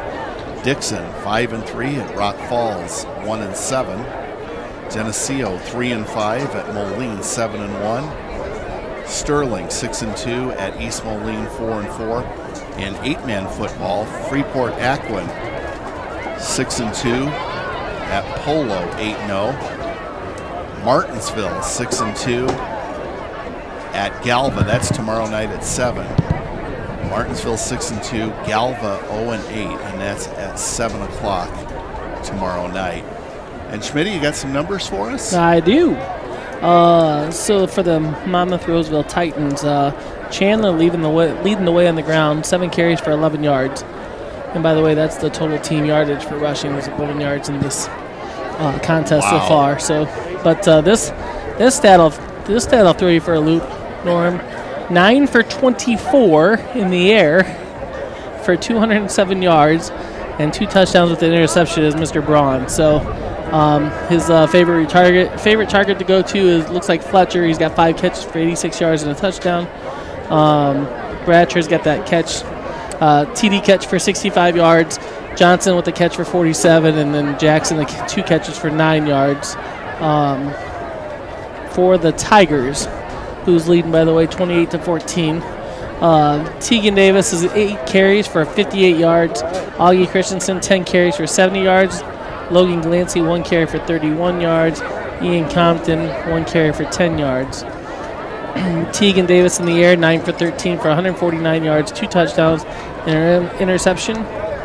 And leading the receptions for the Tigers will be Augie Christensen's got 3 for 50. Bennett Searon's got 3 catches for 21 yards. Cy Hockey with 2 catches for 64 yards and 2 touchdowns. And Ian Compton for a catch and 2 yards. So there you have it in a nutshell. Tigers did a nice job responding back to that touchdown pass that they had. Added another one in before half, and we got a 2-score game right now. So these, as John Madden used to talk about so much, and it seems regardless, basketball the same way. How you come out after that halftime break is going to be so crucial here.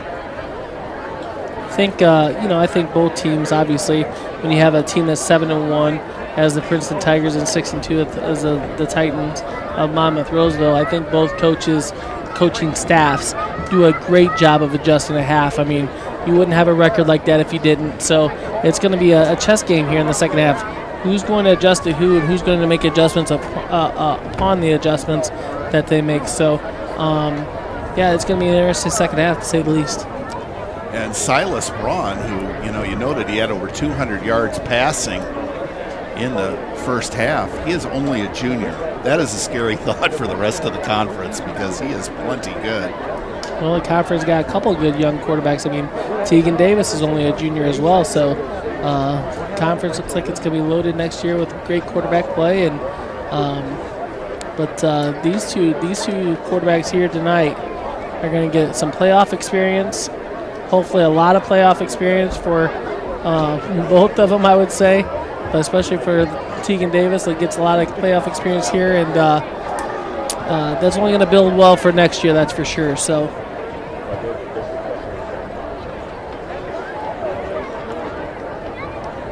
okay, we got a little bit of word here on the halftime presentation that was made, and I'm going to let Steve Morton tell you about it. And that's only because he can't read my handwriting. But Heartland Bank donates $25 for every touchdown. And, tonight they presented, Mr. Fetzer presented Mr. Olson a check for $600 for the season's touchdowns. And they won't be done because so far tonight we've got 4 on the board. So by my math, that's another $100. So very generous of Heartland Bank. And Thank you, Norm, for just throwing the microphone at me with very little prep time. How's it going, Smitty? It's going well. I was going to give you that awkward silence, but I couldn't do it. I pulled it right out of you. And here's Norm. All right. Oh, sorry, Steve. Didn't mean to put you on the spot there, but I wanted to get that presentation right, and I know you did. So thank you to you. Thank you to Mike Verana. Of course, thanks to Heartland Bank for the generous donation. So we're set for second half action. Just saw Hannah Muschlegel up here, and due to all the pictures being taken and stuff, she wasn't able to get up here as soon as she wanted, but that's okay. We filled in at halftime just fine. Bennett Williams is set to kick off. Tigers lead 28-14.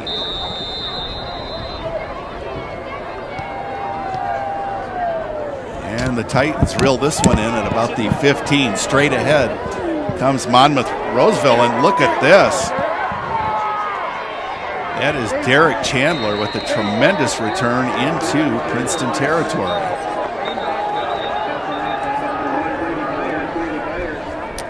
Looks like we got another flag down.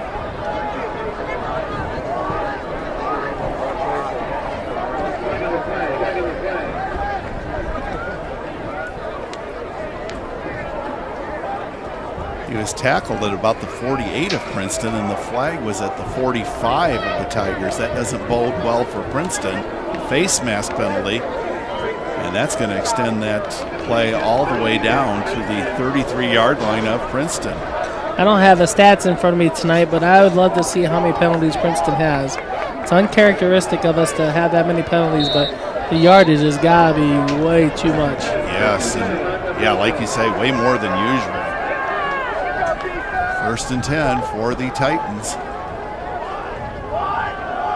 And the Titans are going to try to keep it on the ground, but that is not going to work. Vicarious there, having that kickoff return got the big fella a little fired up, and he was there to meet the running back very rudely there in the backfield. Yeah, about a 3-yard loss, just a spear-like tackle by Justin Vicarious. Of course, he was fired up in the first half, remember, on the kick return? Oh, yeah, I think it got him a little more fired up. So second and 12 from the 35 for Monmouth Roseville. Well, you mentioned on your halftime stats, they really were not very effective running the ball in the first half. They mainly achieved success through the air. So we'll see if they go that route on second and 12. Braun is back to throw. He fires away, and it's too high for Bratcher. Incomplete. Look at Bratcher staying next to Augie Christensen.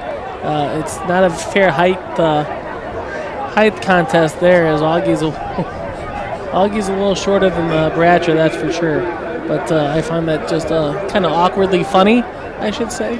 But nonetheless, excellent coverage. Oh, yeah, absolutely. And third down and 12 from the 35.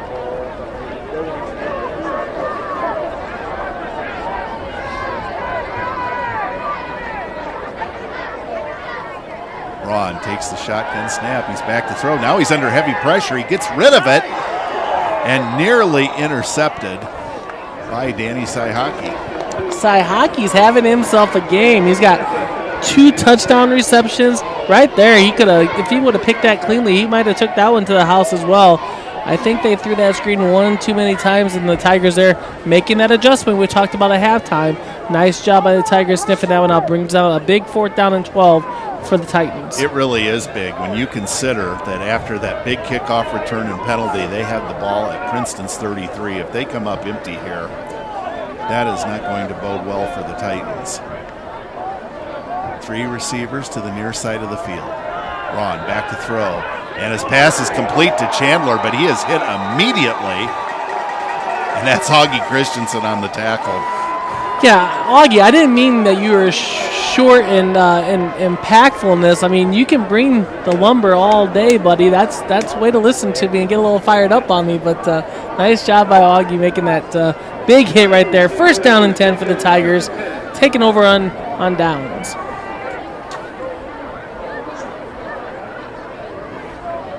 So Rock Ridge has opened it up even more on Orion, 35-14.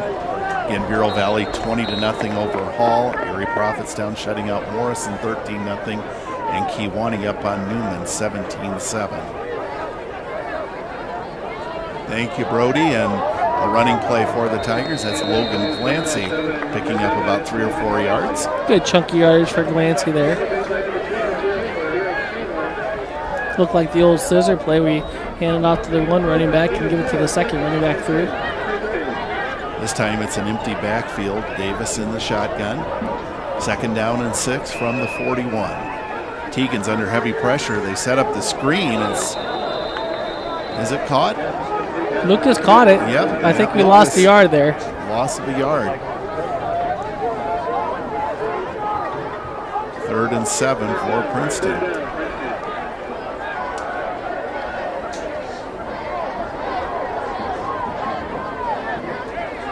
$9:50 to go, 3rd quarter. Princeton leads 28-14. Augie Christensen immediately to Tegan Davis's right. Now Christensen goes in motion. It's a pass to Augie, and Christensen able to get away momentarily. However, he'll be short of the 1st down by about a yard or 2. He ducked out of the first defender way and kept running. Could have been a loss there. Gained 4 in the play to bring it down to an interesting 4th down and 2 for the Tigers. They're going for it. I'd do it, wouldn't you, Schmitty? Yeah, I would. 4th and 2 from the 45.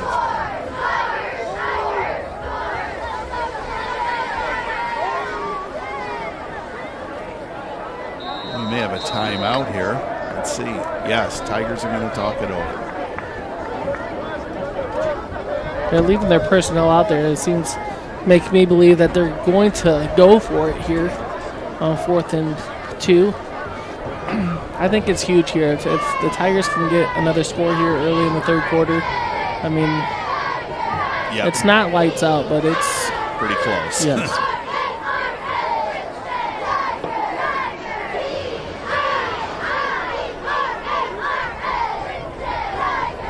So key 4th down and 2 coming up for the Tigers. They were able to turn Monmouth Roseville away after Monmouth Roseville took the 2nd half kickoff into Tiger territory, then a penalty put it at the 33-yard line of Princeton, but it went no further.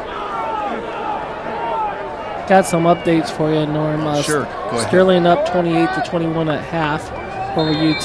Kalen up 20-7 over LP. Yeah. And Kewanee 17-14 over Newman. Oh boy, that one's close. And Davis is going to get the 1st down. He's to the 50, he's to the 45, to the 40. And Tegan Davis down to the 20, cuts back to the 15, to the 10, and down to about the 7-yard line. Absolutely incredible. He is so much fun to watch, Norm.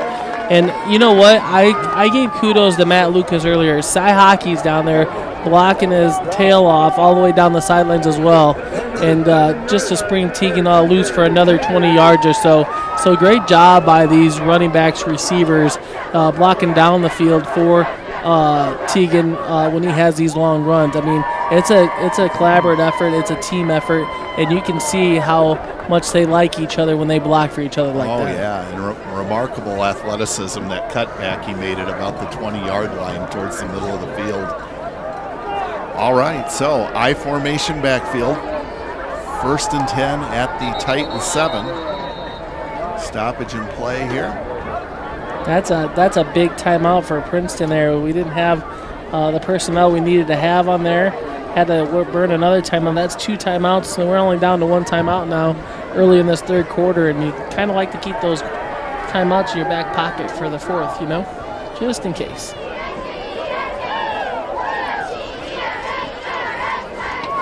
Nonetheless, on the plus side, you're knocking on touchdowns door. You want to make sure everybody's on the same page. Oh, I'm not knocking it. No. I'm just thinking a perfect scenario. You like to keep those timeouts. Oh, yeah. You don't want to use 2 timeouts in the first 4 minutes of the 3rd quarter.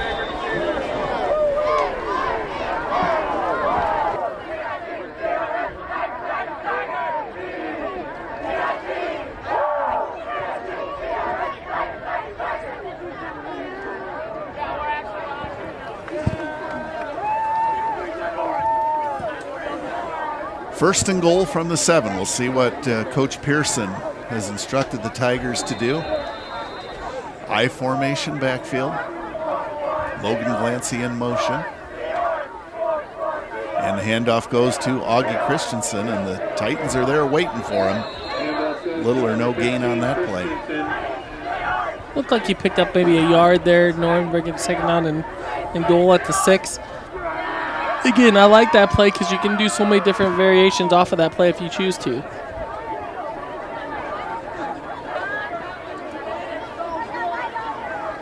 Second down, Tigers.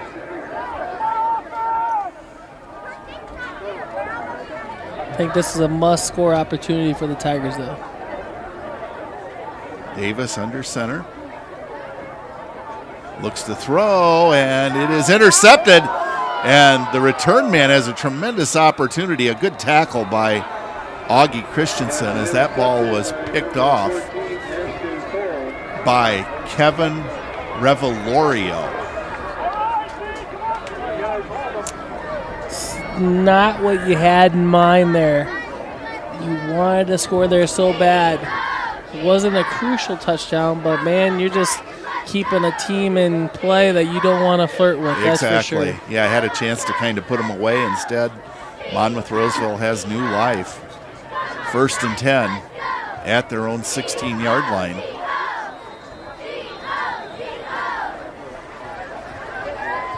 Get it back, defense. Silas Braun takes the shotgun snap. It's a running play, and this is going to go for little or no gain. Seems like the Tigers are in the backfield before they even hand that ball off, it seems like. And I'm not talking just the linemen for the Tigers. I mean, you got Odell right there now, Payne Miller, Bennett Williams. I'm talking Ty Hockey, Logan Glancy, Augie, Carson Etheridge. They're all in there before he even hands that ball off. So actually a loss of 1. Payne Miller leading the charge for the defense of the Princeton Tigers on that last play. Second down and 11 from the 15 of Monmouth Roseville. Braun rolls out, fires, the pass is low, and it's incomplete. He's trying to get it to Derek Chandler. Compton there with the nice coverage there. Brings down a third down and 11 situation for the Titans at their own 15.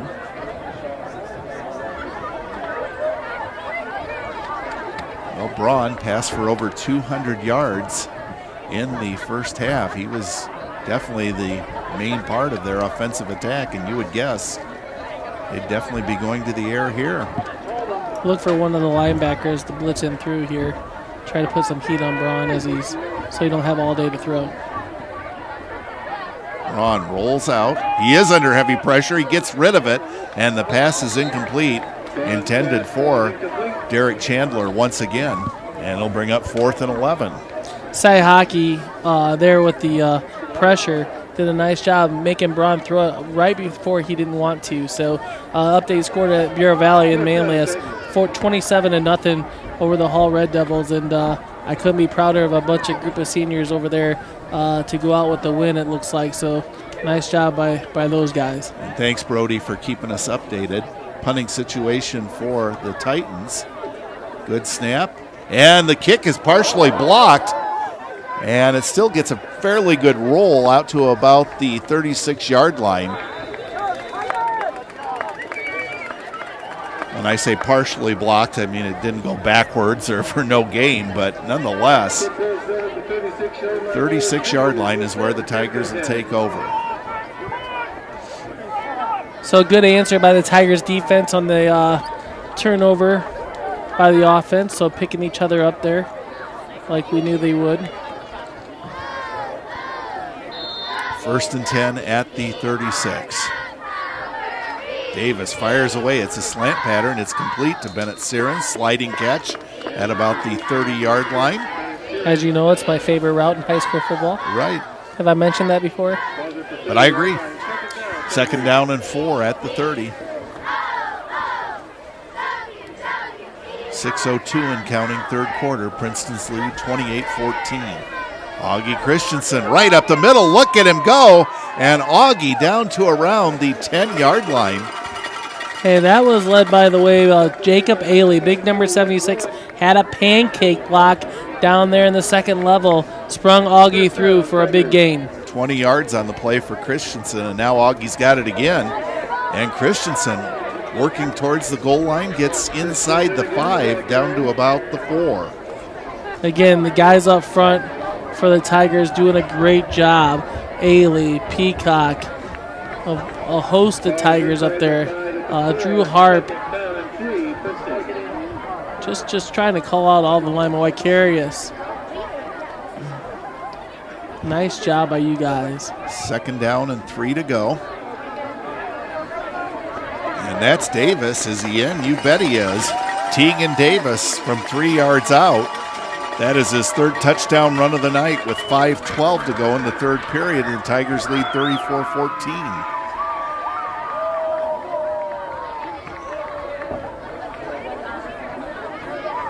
Benavidez to attempt the point after. Stephen Benavidez in to kick the point. You notice the bleachers there behind the goalpost. I wonder if you catch the ball, if you get to keep it. And Benavidez's kick. It is good. 35-14 in favor of Princeton. I'm sure you'd see Mr. Olson after him on the gator if that happened. That's money out of the pocket of the program. You ain't gonna allow that to happen so quick. I did hear a story one time though at the Bureau County Fair. You know the bit where they have the contest where you throw the football and you try to throw it through a tire? Where there was a couple of brothers, and the one brother took the ball and the other brother was outside the fairgrounds, kind of over by the Tasty Freeze, you might say. And the brother that was throwing purposely overthrew not only the tire, but the entire tent. And his brother was standing out in the highway and caught the ball and took off running. I'm sure the carnival guy was a barrel of laughs after that. He'll be here all night, ladies and gentlemen. He's got some great stories, doesn't he, Brody? I mean, it is crazy. Bennett Williams to kick off. 35-14. Princeton leads. What a kick by Bennett. Kept bouncing. And the Titans finally able to field it at about the 28 and advance it to the 31. That was a perfect squib kick. If it was a squib kick or a missed onside kick, it kept rolling and bouncing different directions. Hard to pick up. Titans just have not been able to put up much offense here in the 3rd period whatsoever. Give credit right now to the Tigers defense. I mean, they're playing phenomenal and holding their own.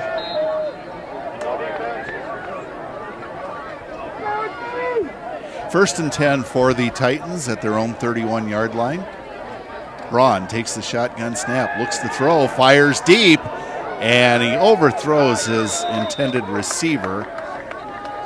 Is intended for C.J. Johnson. 2nd down and 10 coming up. Bennett Searns there with the coverage. Kind of feel bad for our receivers. We got Searns on one side and Compton on the other. They're doing all the running on the receiver end of it on offense, and they got to come back and run these same deep routes that they're throwing against them on the defensive end. So they're getting their cardio in tonight, Norm. Without question. As well as I did. I mean, running those 6 laps around the track. I mean, everybody, there's cardio going all the way around. 2nd down and 10 from the 31 of Monmouth Roseville. This time they're going to keep it on the ground. It hasn't been effective all night long, and it still isn't. Little or no gain. Drew Harp in the mix there. Odell as well. Looked like Williams and Miller might have been there as well. 3rd and 10 coming up.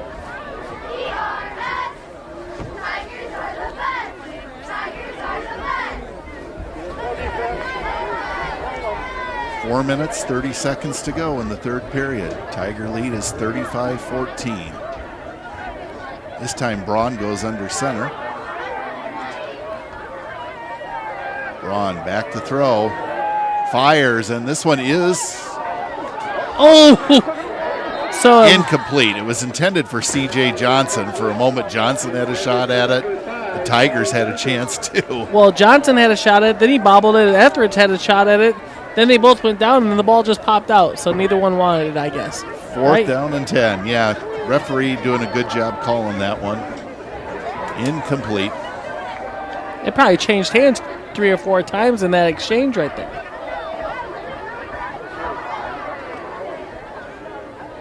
Punting situation for the Titans.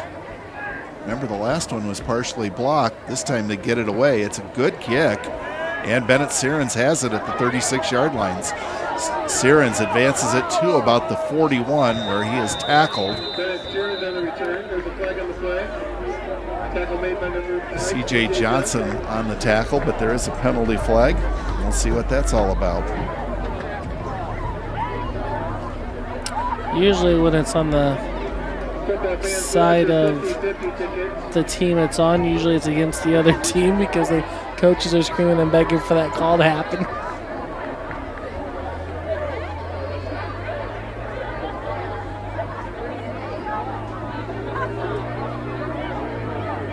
It's going to go against the Tigers.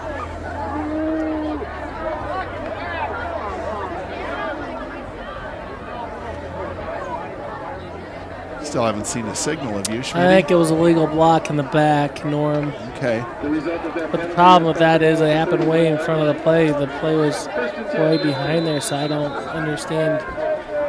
First and 10 at the Tigers' 31-yard line. And it's Augie Christensen on a counter play.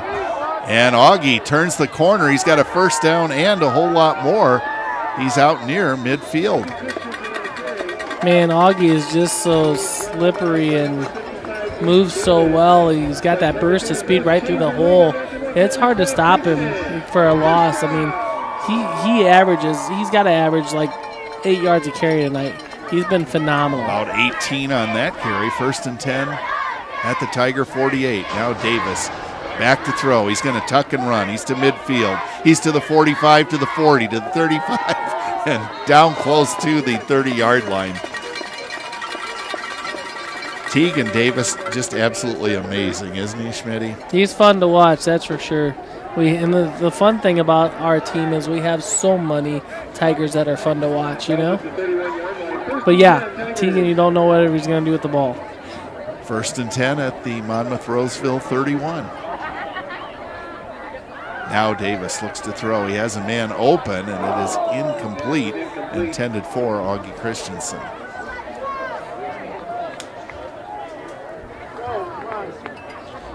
Problem is when Tegan gets a little sloppy in his mechanics, it shows when he doesn't throw the ball as accurate as he could, and he was pretty frustrated with himself there, not throwing the ball on the money to Augie, because Augie had a little daylight to run if he caught that ball. Second and 10 from the Titan 31.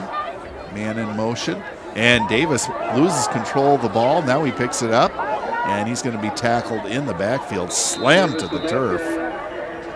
Tackle made by number 51, Andrew Gunn on the tackle for the Titans. Third down, Princeton. Just like that play. Should have been lost for a 10. Ended up being lost for about 4 yards in the play. I mean, he just makes something out of nothing every time. Third and 14 from the 35-yard line of Monmouth-Roseville. Tigers lead 35-14 with 3 minutes to go here in the third period.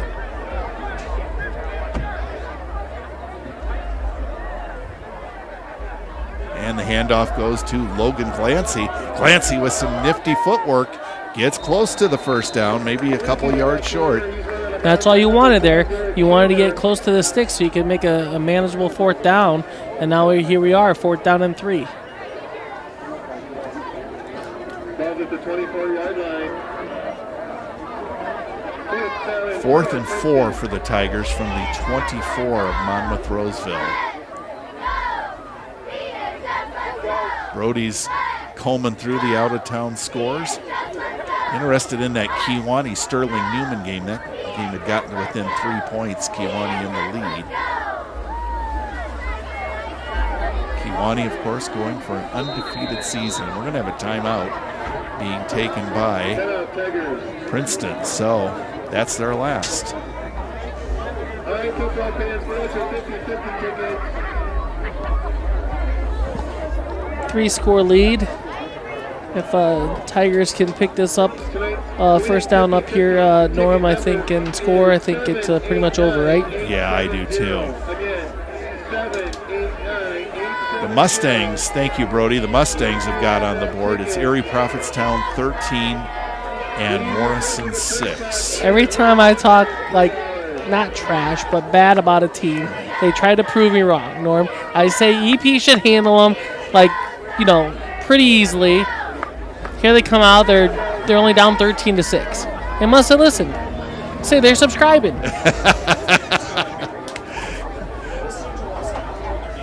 Yeah, that's exactly what it is. All right, what will the Tigers dial up on 4th and 4? Well, how about Tegan Davis right up the middle, and he's got the first down. I like that call. I do. I mean, I like the call with him. I like the call with Augie. Looks like Shirley Newman right now on the pounce of Kewanee driving. They're on the 15-yard line.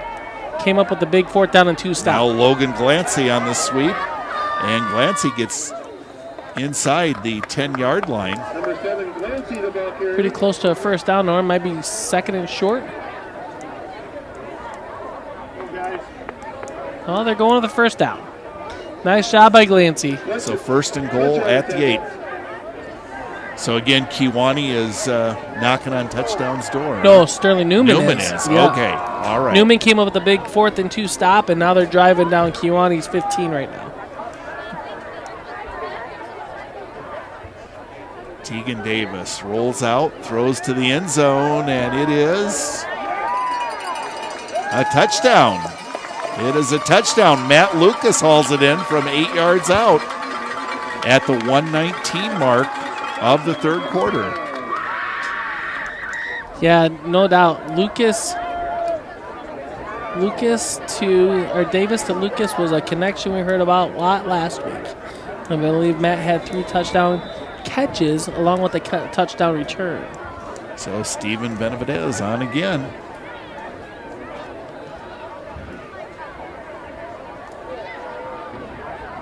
Good snap, good hold, good kick. And the Tigers lead at 42-14. Ian Compton does the holding on the extra points. He does a great job. 50 winner is you've got ticket number 789-870. Yeah, my concern, Schmitty, why I was a little hesitant on that call, I wanted to make sure that Matt Lucas was in bounds there, but clearly he was. And the Tigers have really opened things up here. Yeah, 42-14, a minute 19 to go in the 3rd quarter. Tigers doing a nice job in this 3rd quarter, opening up with a 14-0 advantage in the 3rd quarter. So doing what they need to do, maybe some nice, especially on the defensive end, nice adjustments defensively. And right now the Titans haven't been able to respond offensively yet. I look out into the crowd and I see a lot of fans. They played it smart. Not only did they bring the winter coat, but they've got that blanket to wrap around them.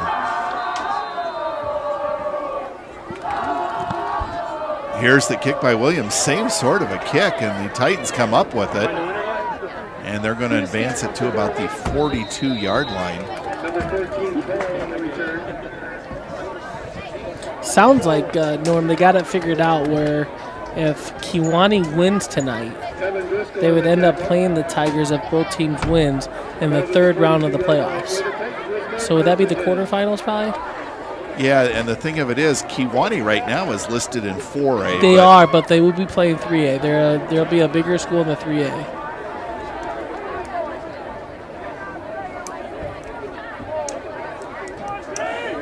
So if they lose tonight, maybe a quicker matchup for the Tigers, Kewanee. I don't know. I don't know how It'll that be would interesting. Yeah.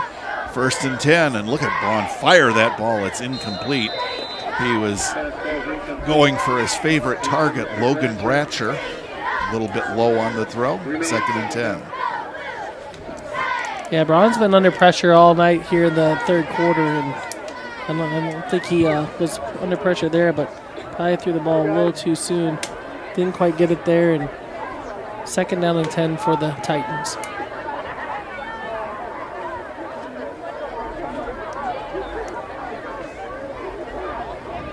Titans really just have not had a lot of offense at all here in this second half.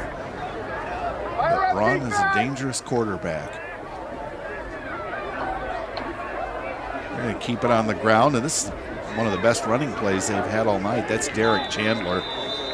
He has the first down. He's rushed for over 1,100 yards this season, so you're not going to stop him all night long. He's too good. That might have doubled their output for rushing as a team total right there for the night.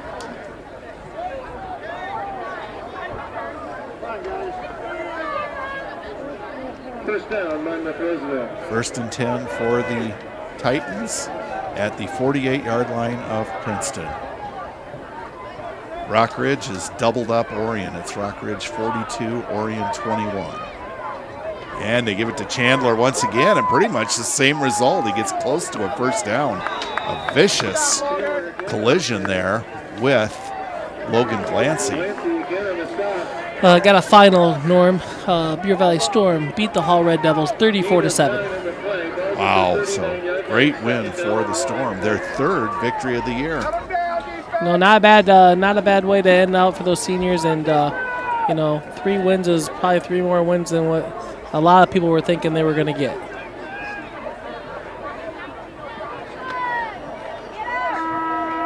C.J. Johnson on the carry has enough for the first down, and that's going to end the third quarter with Princeton leading over Monmouth Roseville 42-14. So I see the last 3 or 4 plays, the Titans have done a nice job running the ball.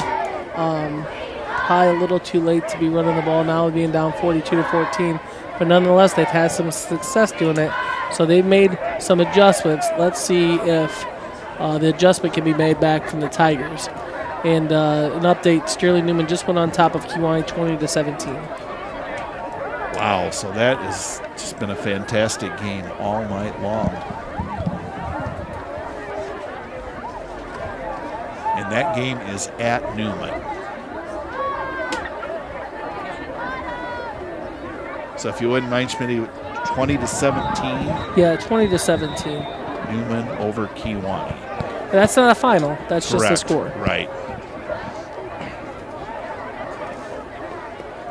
I'm assuming that the Hall Storm game, there wasn't a lot of passing going on, so that's probably a lot of running going on. The clock continues to run on that, so we saw it last week. The Storm likes to run the ball and drown that clock out, so that's probably what happened there. That's why they get. Here's Derek Chandler. Look at him go. Looks like he's got a first down. If not, yeah, he does. Needed 10, got 11. So it looks like that their maybe the blocking scheme's a little different up front. Our linemen's got to adjust maybe, and the linebackers got to feel a little bit better. First and 10 at the 23. There we go. Chandler once again, and the Tigers are there waiting for him. Bennett Williams there crashing down from the defensive tackle position. Bennett Williams on the tackle. Boy, he's hard to bring down, though, isn't he, Derek Chandler? Yeah, he Strong. runs so hard. On the play. Second down, Monmouth Roseville. Second down and 9 from the Tiger 22. I just was told that there's 6 minutes and 37 seconds left to go in that Newman game. All right, so Kewanee, they better put it together on this drive. Although the Boilers last week, they led a charmed life. They were all but beaten by Rockridge with about 3 minutes left to go. A fumble by the Rockets. Kewanee returns it the other way for a touchdown and winds up winning. Now Braun fires over the middle, and it's incomplete. Pass is incomplete. That might have been the latest flag I've ever seen thrown in the history of football. I'm not saying it's the wrong call. I'm just saying that was a pretty late call.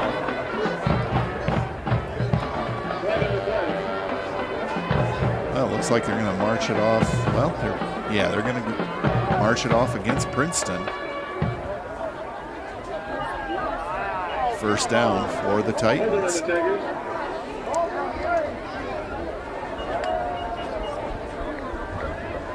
takes the ball down to the 11-yard line. First down, Titans. Titans have had a nice drive. They've been able to get that running game going again. And this time, they go to the run again, but the Tigers there for the answer. That was Chandler on the carry. Payne Miller and Cy Hockey there in the stop, as well as Carson Etheridge, I believe, was there as well. So just as you were saying there, you're getting the running game going, then Miller makes a big play. Okay, Brody asked for trivia. This is going to be a three-parter. Need the nicknames for these teams: Freeport, Monticello, and Fisher. The Pretzels, right? Yes. And Fisher are the other You think two. Monticello's the Seminoles? Incorrect, as the pass is incomplete. Oh, I was thinking out loud, Norm. I wasn't No, that's saying that okay. was an answer.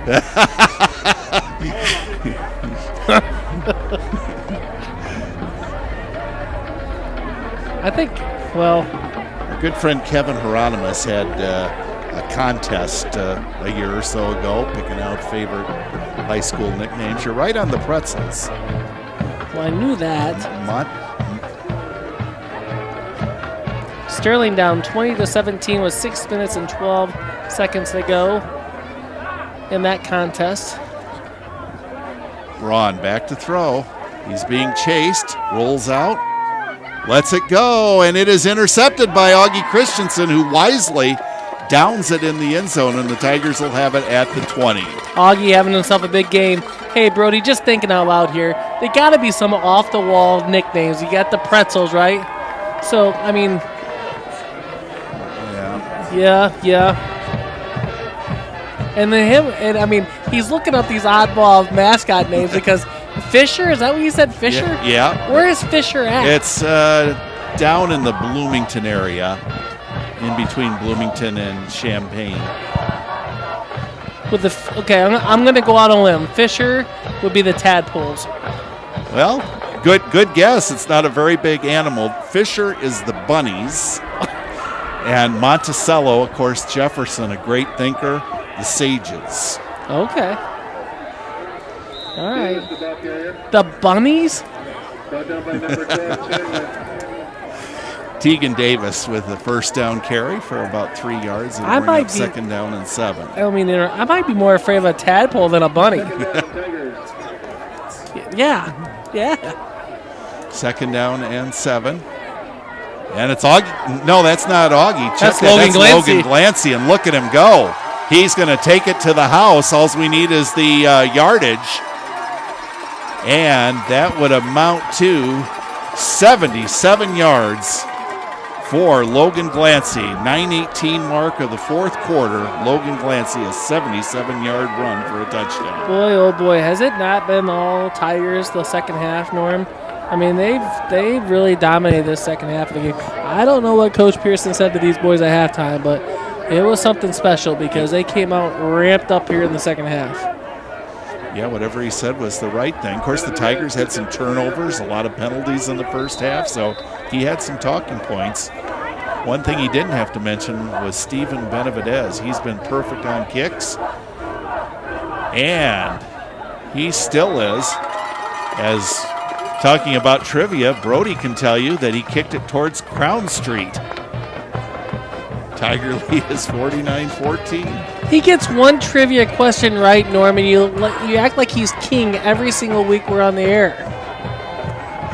Well, I mean, I love Brody just like the next guy does, but come on, enough's enough. Quit praising him on the one.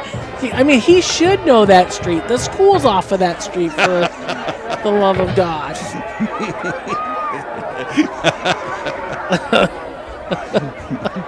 Yeah, he probably parks his car over there for. Oh, shoot. Oh. The Alito Dragons. I do remember the Alito Dragons.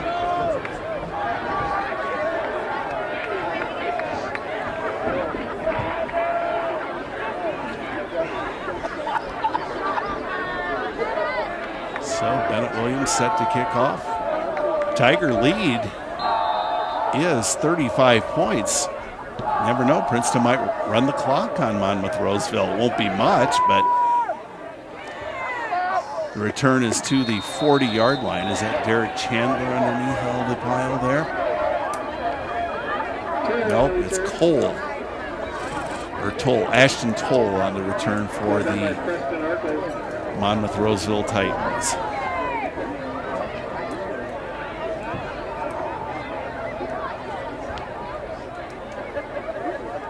Looks like we got a fresh set of linemen in for the. We got a fresh set of defensive players for the Tigers now. Looks like they're bringing in some of the sophomores in.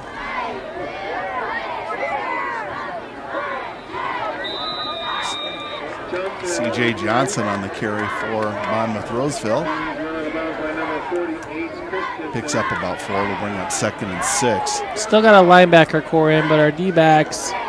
Brody just handed me a score. Is that a final, Brody? Not a final. 4th quarter. Rockridge 49, Orion 21. So wow. That's going to knock Orion out of a chance for a playoff spot in all likelihood. 4 and 5 usually won't get it done.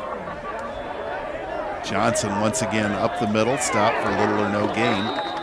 So we replace our 2 safeties in Glancy and Davis with a pair of freshman safeties, and Ace Christensen and Noah Laporte, looks like.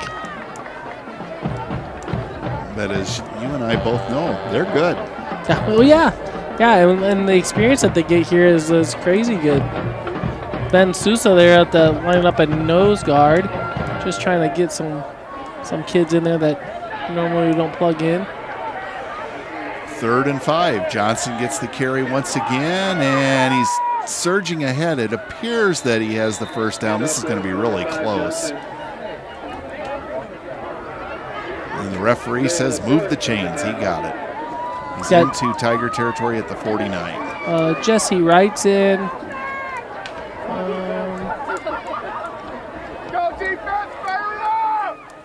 Walker Menzel's in.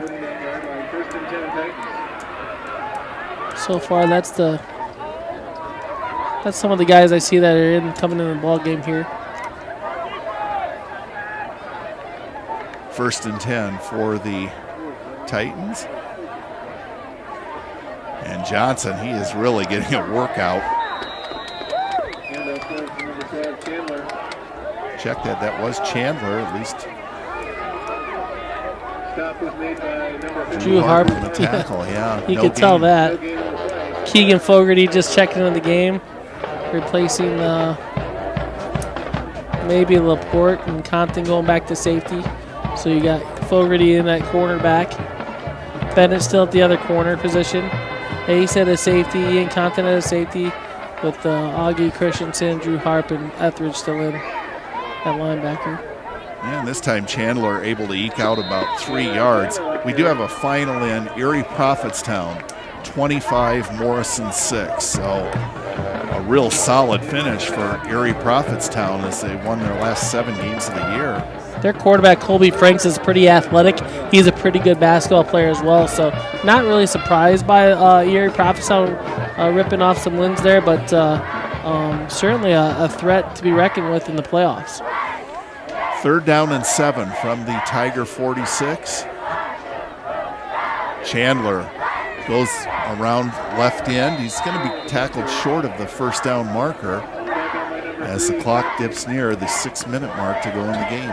Ian Compton there to bring Chandler down.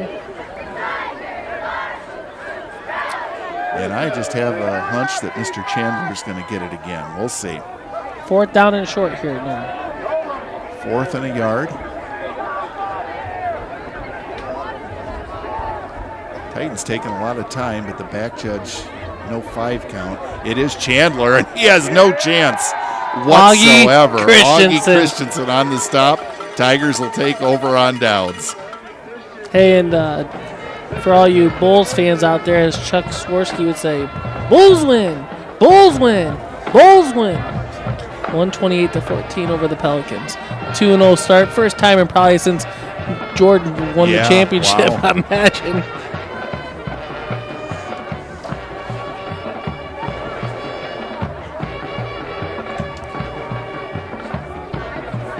Rockridge, Orion score 49 for Rockridge, 28 for Orion. Is that a final, Brody? Still fourth quarter, okay. 1st and 10 for the Tigers at their own 44. Tegan Davis still in there. And this is Logan Clancy. Is this going to be a replay of the last one? Well, not quite as much, but still a first down and a whole lot more, all the way down to the 36-yard line. Looks like with 2:33 left to go, Kiwani went for a fake punt on 4th and 5. Newman stuffed him. Newman ball with 2:32 left to go in the contest. Wow, so things looking bleak for the Boilers at finishing with that undefeated record. They were 8-0 going in, but Newman, as you well know, Schmitty, if you need a team to run out the clock, they're as good as anybody at it. 1st and 10 at the 37 of the Titans for Princeton. Peacock. Oh, brother, did you see that tackle at the 30-yard line? Virtually a suplex. He picks up 7 yards. It'll bring up 2nd down and 3. Well, I mean, that's pretty impressive picking up a 125-pound running back. So Peacock is light as a feather, and he's going to get slung around like no other usually. Clock will be down to around 4 minutes by the time this next play takes place. 2nd and 3 for Princeton.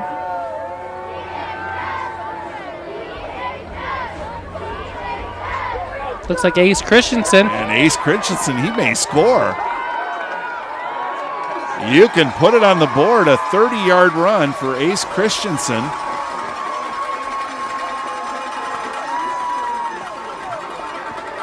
Wow, talk about speed, huh, Schmitty? Yeah, that was pretty impressive. Ace just hitting the hole as hard as he can and then busted at the outside and just outran everybody else to put the Tigers up 55-14.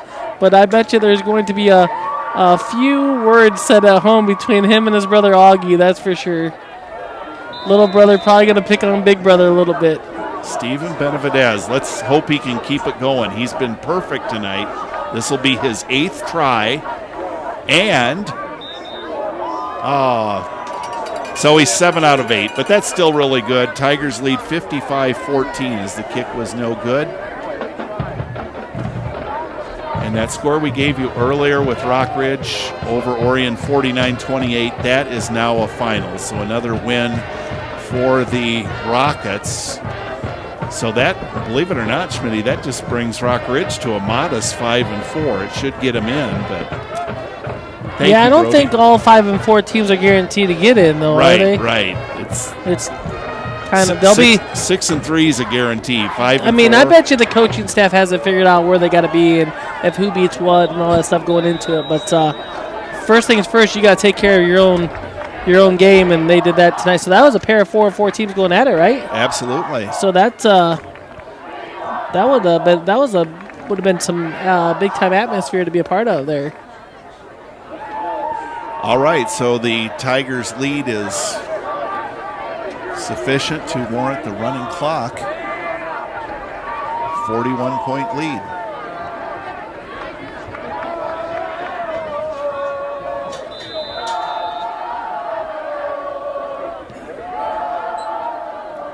Titans able to field that high bouncing kick and advance it to about the 40-yard line.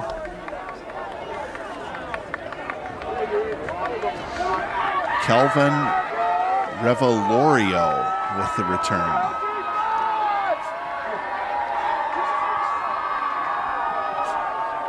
First and 10 at the 39-yard line of Monmouth Roseville as the Titans take over. Spirited crowd here at Bryant Field. See number 28 checking in the game, Preston Arkles for the Tigers. Well, I'm still marveling at that run by Ace Christensen. I mean, he ran by everybody like they were standing in wet cement. Evan Driscoll in the game. Ian Morris. And a fumble. I think they got their backups into his number 8, was it Jexel? Jexel? Yes. Yeah. Jexel Rivera Yep. was in at quarterback there. 2:30 and counting. 2nd and 11 for the Titans. We got a final on Kewanee yet, Brody? Okay. It was a minute 39 to go, and it's 3rd and 2 for the Newman. All right. And now the snap is fumbled, and Rivera wisely just falls on it. 3rd down and about 16 coming up. As the clock dips under 2 minutes to go in the game. Hope my truck's still there when I go to see it. I parked in a spot that probably shouldn't have parked it, but listen to the Mr. Trivia guy.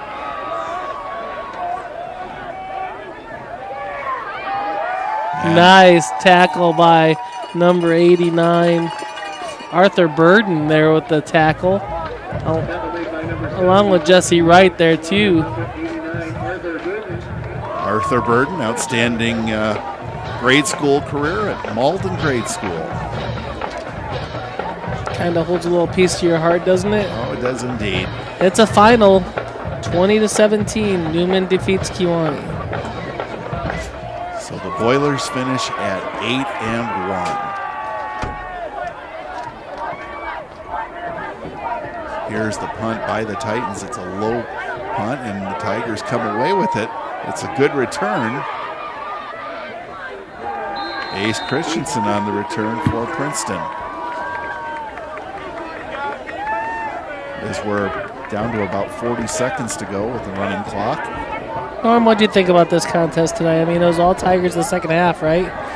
I wouldn't have predicted this big of a margin. I really wouldn't have. I mean, Monmouth Roseville's got a lot of talent, but boy, like you said, the second half, Tigers got the words from Coach Pearson. They cut down on the penalties and the turnovers, and just a great performance. I mean, outside of the one pick by Teagan, right? The one interception that Teagan threw, that was the only blemish in the second half. I think I could go. This might have been the best half of football I've seen the Tigers play in a long time. And what a way to play! I mean, carrying that momentum over to week 1 of the playoffs. Wow.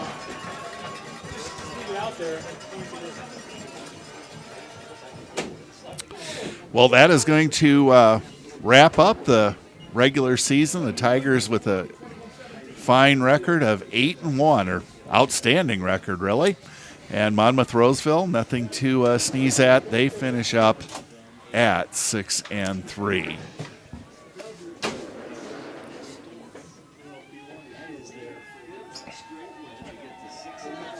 Again, Bureau Valley victorious over Hall tonight. Newman beats Kewanee. Erie Prophetstown over Morrison. And St. Bede on Thursday night beat Mendota. Any other comments, Schmitty?